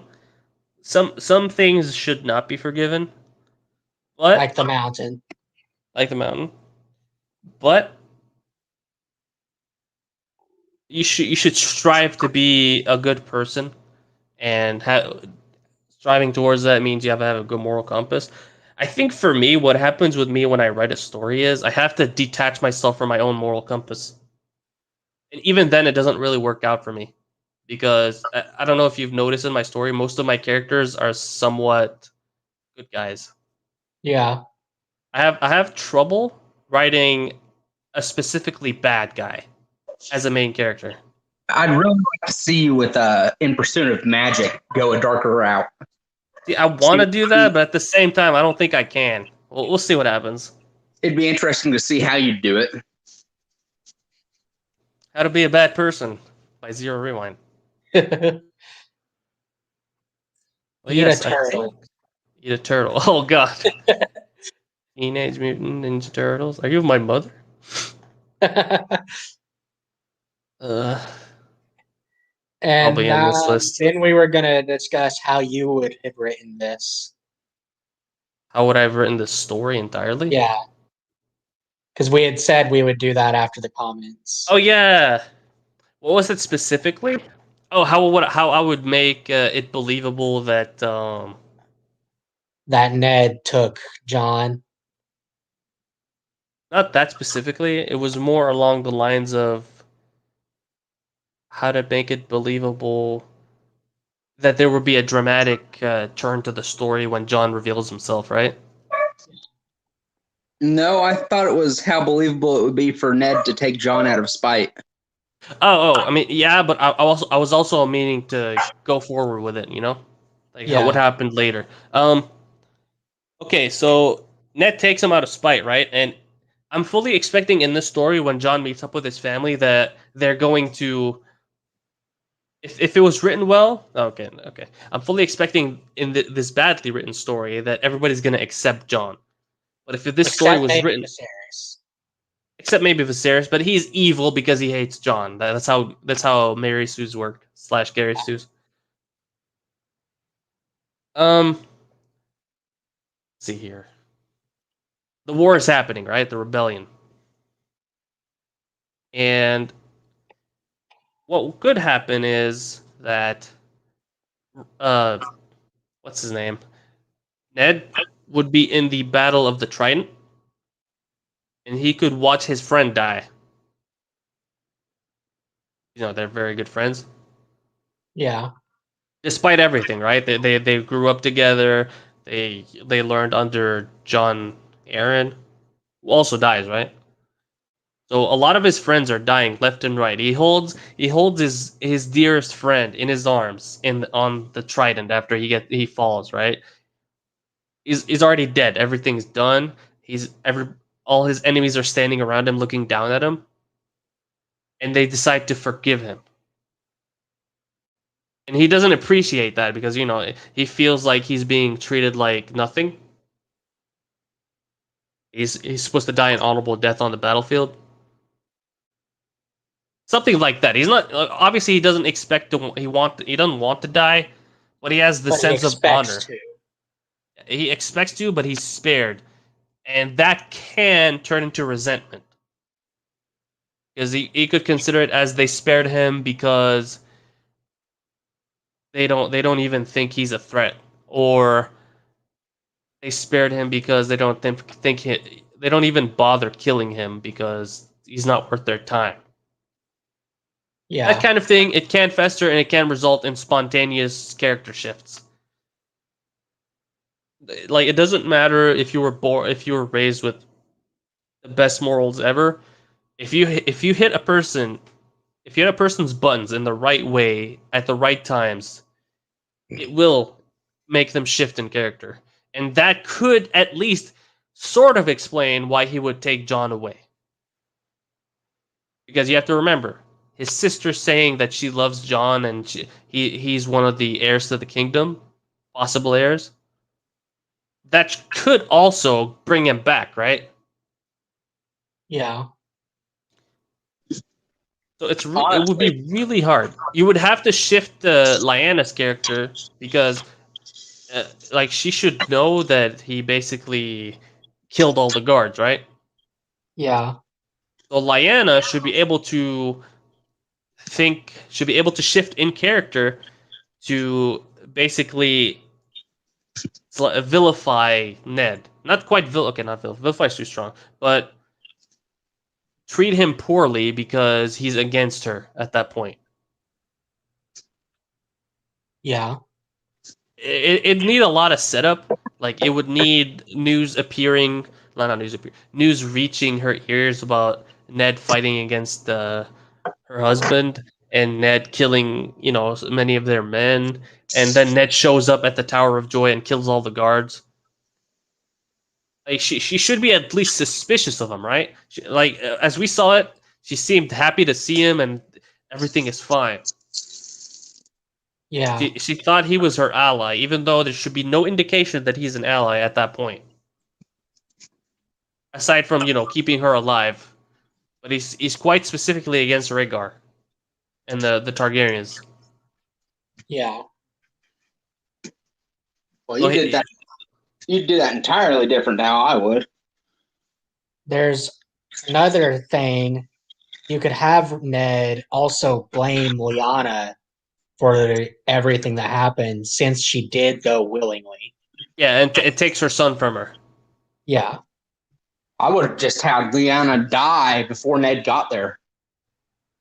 And he doesn't know that she went willingly. Could be that. But that takes away the spite, though. That takes away the spite for sure. No, because he would still know it's Rhaegar's son. Yeah, but it would also add the aspect of he believes he's doing it for a more noble reason. He's taking the product of what he believes to be rape and raising it as his own child. But maybe he does it because he wants to restart the rebellion later. See, that could only happen if Lyanna was alive to tell him about everything, right? Yeah. He doesn't okay, he knows it's his son, but okay, no. I can see what you mean by this. Like, take him back home and set him up to hate. But raise him up to be a king to rally behind for a new rebellion. See, if he did that, he wouldn't behave the way he does in this story. Oh no, he would have raised him as an honored son and not... He was specifically asked for legitimization. Yeah. Like, he would give his son, quote, son, the best life he could possibly have, and then tell him the truth later. No, he probably wouldn't tell him the truth. He would probably spin it that he was the son of Lyanna and Robert. Ooh. That would be cool. You're the son of Lyanna and Robert. You just take from... it would even make sense that he can do things with dragons because the Baratheons are... descended from the Targaryens. Or his Baratheon was a Targaryen bastard. Yep. And Robert had a grandmother, I think, that was a Targaryen. So they relinked with the line many times. That's right. That's part of why the second highest currency is a stag, I believe. Mm-hmm. Huh. Correct. The dragon, obviously, for the dragons. And then stags because Oris Baratheon was Aegon's right-hand man and best friend. But yeah, that's our take on it. Like it wouldn't even take that much effort to make that a usable scenario. Instead, we have this. A confused mess. And the confusion is in everything. The writing itself, the grammar, the punctuation, the mere choice in vocabulary. Welcome back, by the way. What else? The emotional impacts of every scene are always done in a wrong way. The characters are stupider than they should be. Some characters are strangely smart when they shouldn't be. Yeah. And I tell you what, there would be no Deus Ex Machina, no special freaking dragon, no Nippon Steel. Glorious Nippon Steel. Also, it's Deus. Okay, Deus Deus. means God. I thought you would show that respect since you routinely make proclamations of being a god. You have no Did respect. I say God? I meant God Emperor. Uh-huh. Uh-huh. No. Anyway. Is there Fine, anything else? not God Emperor, God of Gods. We were going was to there check some- how many times Mother appeared in the story. Oh yes, exactly. Entire work. Right? Is this the entire work? Yeah. Control F. Mother. 5,000. Okay, Holy no. shit. 739. 739 times. Let's be generous and say sometimes it refers to Someone else's mother. Someone else's mother, and let's cut it in half. All right. So That's very generous. that's still Around 370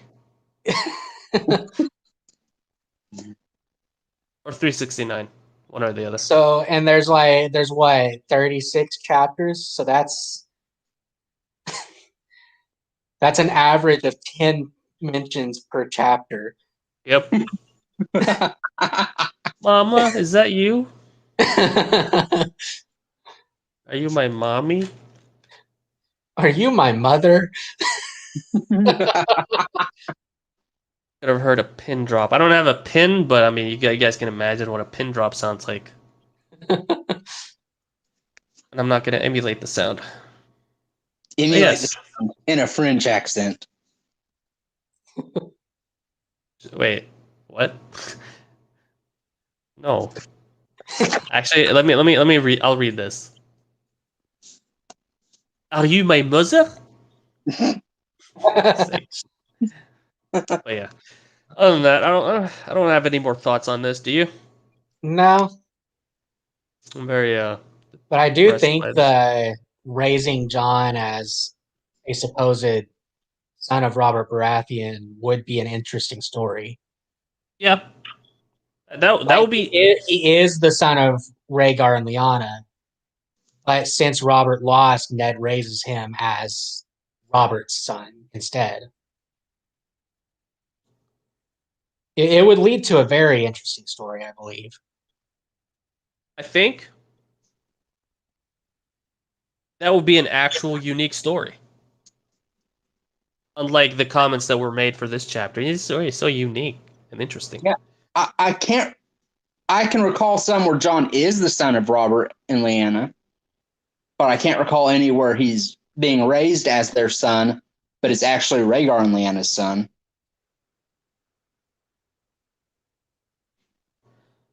I don't know either. Yeah, I've never come across one like that.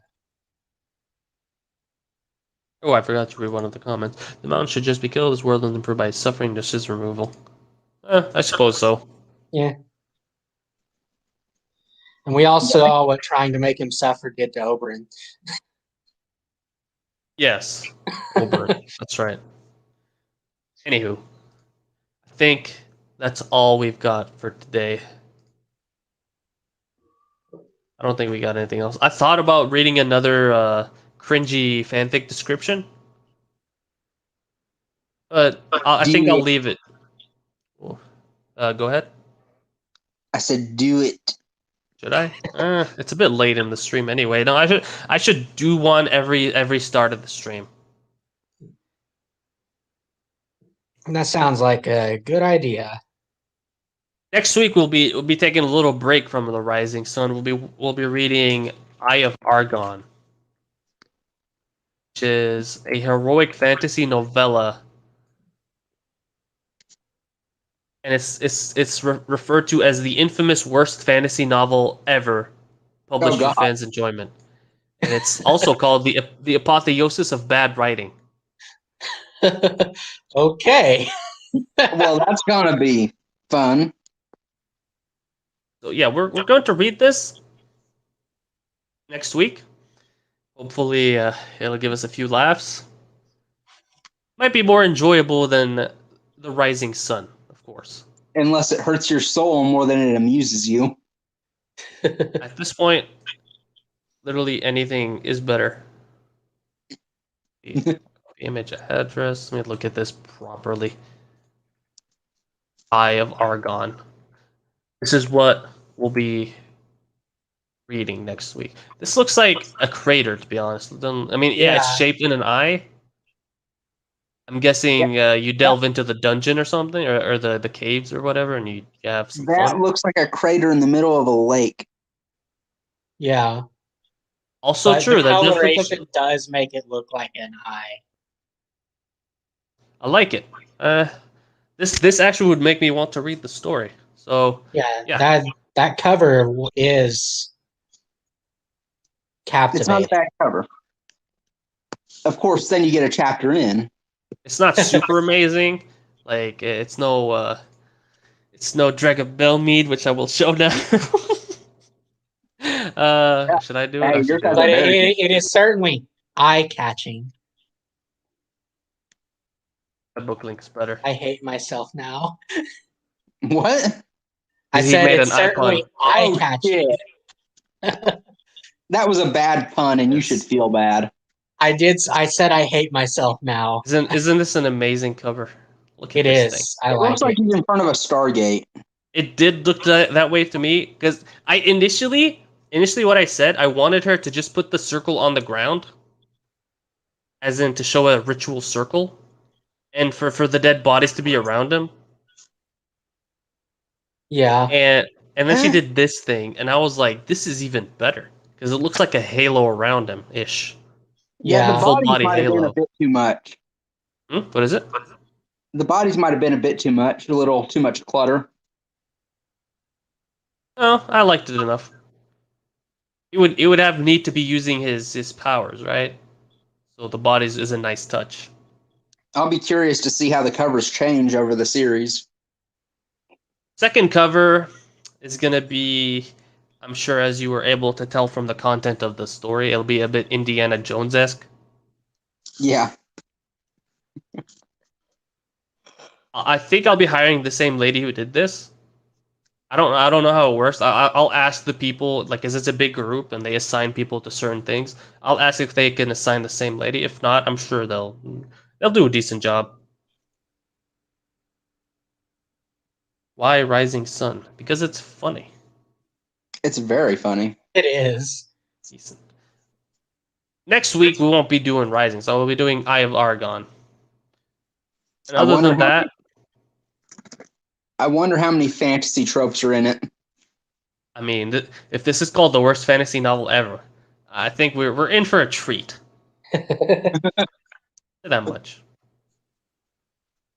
This is so bad that people take it at conventions, and they have a convention party game from it. Supposedly, I don't really go to conventions. I think I've been to one in the past. I've never been to a convention. I mean, I might go to one in the future. I'm kind of antisocial, so I don't see the point of it, but I'll try it. Like, don't ever say I'm not someone who tries things. I can't wait till the Vegas convention tournament thing. Better win that tournament. Shit. There's going to be thousands of people there. There's no way in hell I'm going to win. If you don't win, I'll change your name to something really embarrassing. I wish they still had the Drunken Samurai challenge. Oh, okay. Well, we'll listen to what this Drunken Samurai challenge is, and then we'll stop the stream. You get down in a kneeling position with two shinais. You each have a shinai. Take your shirts off, and the person that gives up from the pain, from getting struck, loses. Struck by what? The shinai. Oh, you're striking the other guy, and he's striking you? Yep, you want to cause as much pain as possible. And what do you win? It depends. Sometimes it's free drinks for the entire time you're there. Sometimes it's a gift card. All right, that's right. Like that sounds fun. Hurting other people for fun. I like it. But they got rid of that challenge. It's too dangerous, apparently. How is it dangerous to hit someone with a stick? Because if the stick splinters, you still keep hitting them.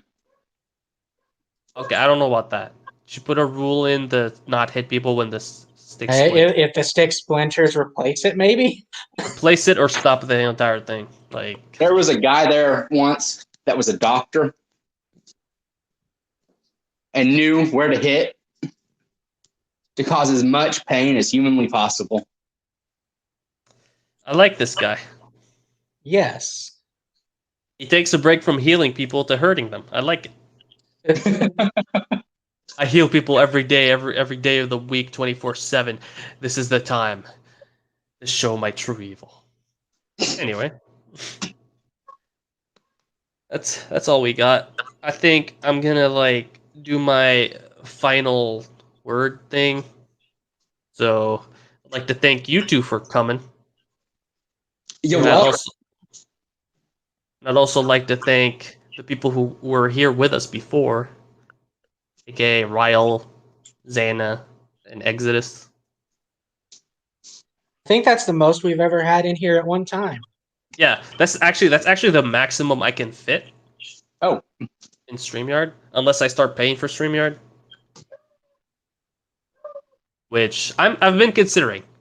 I'm like, it's not. I'm not too sure about this yet. I might do like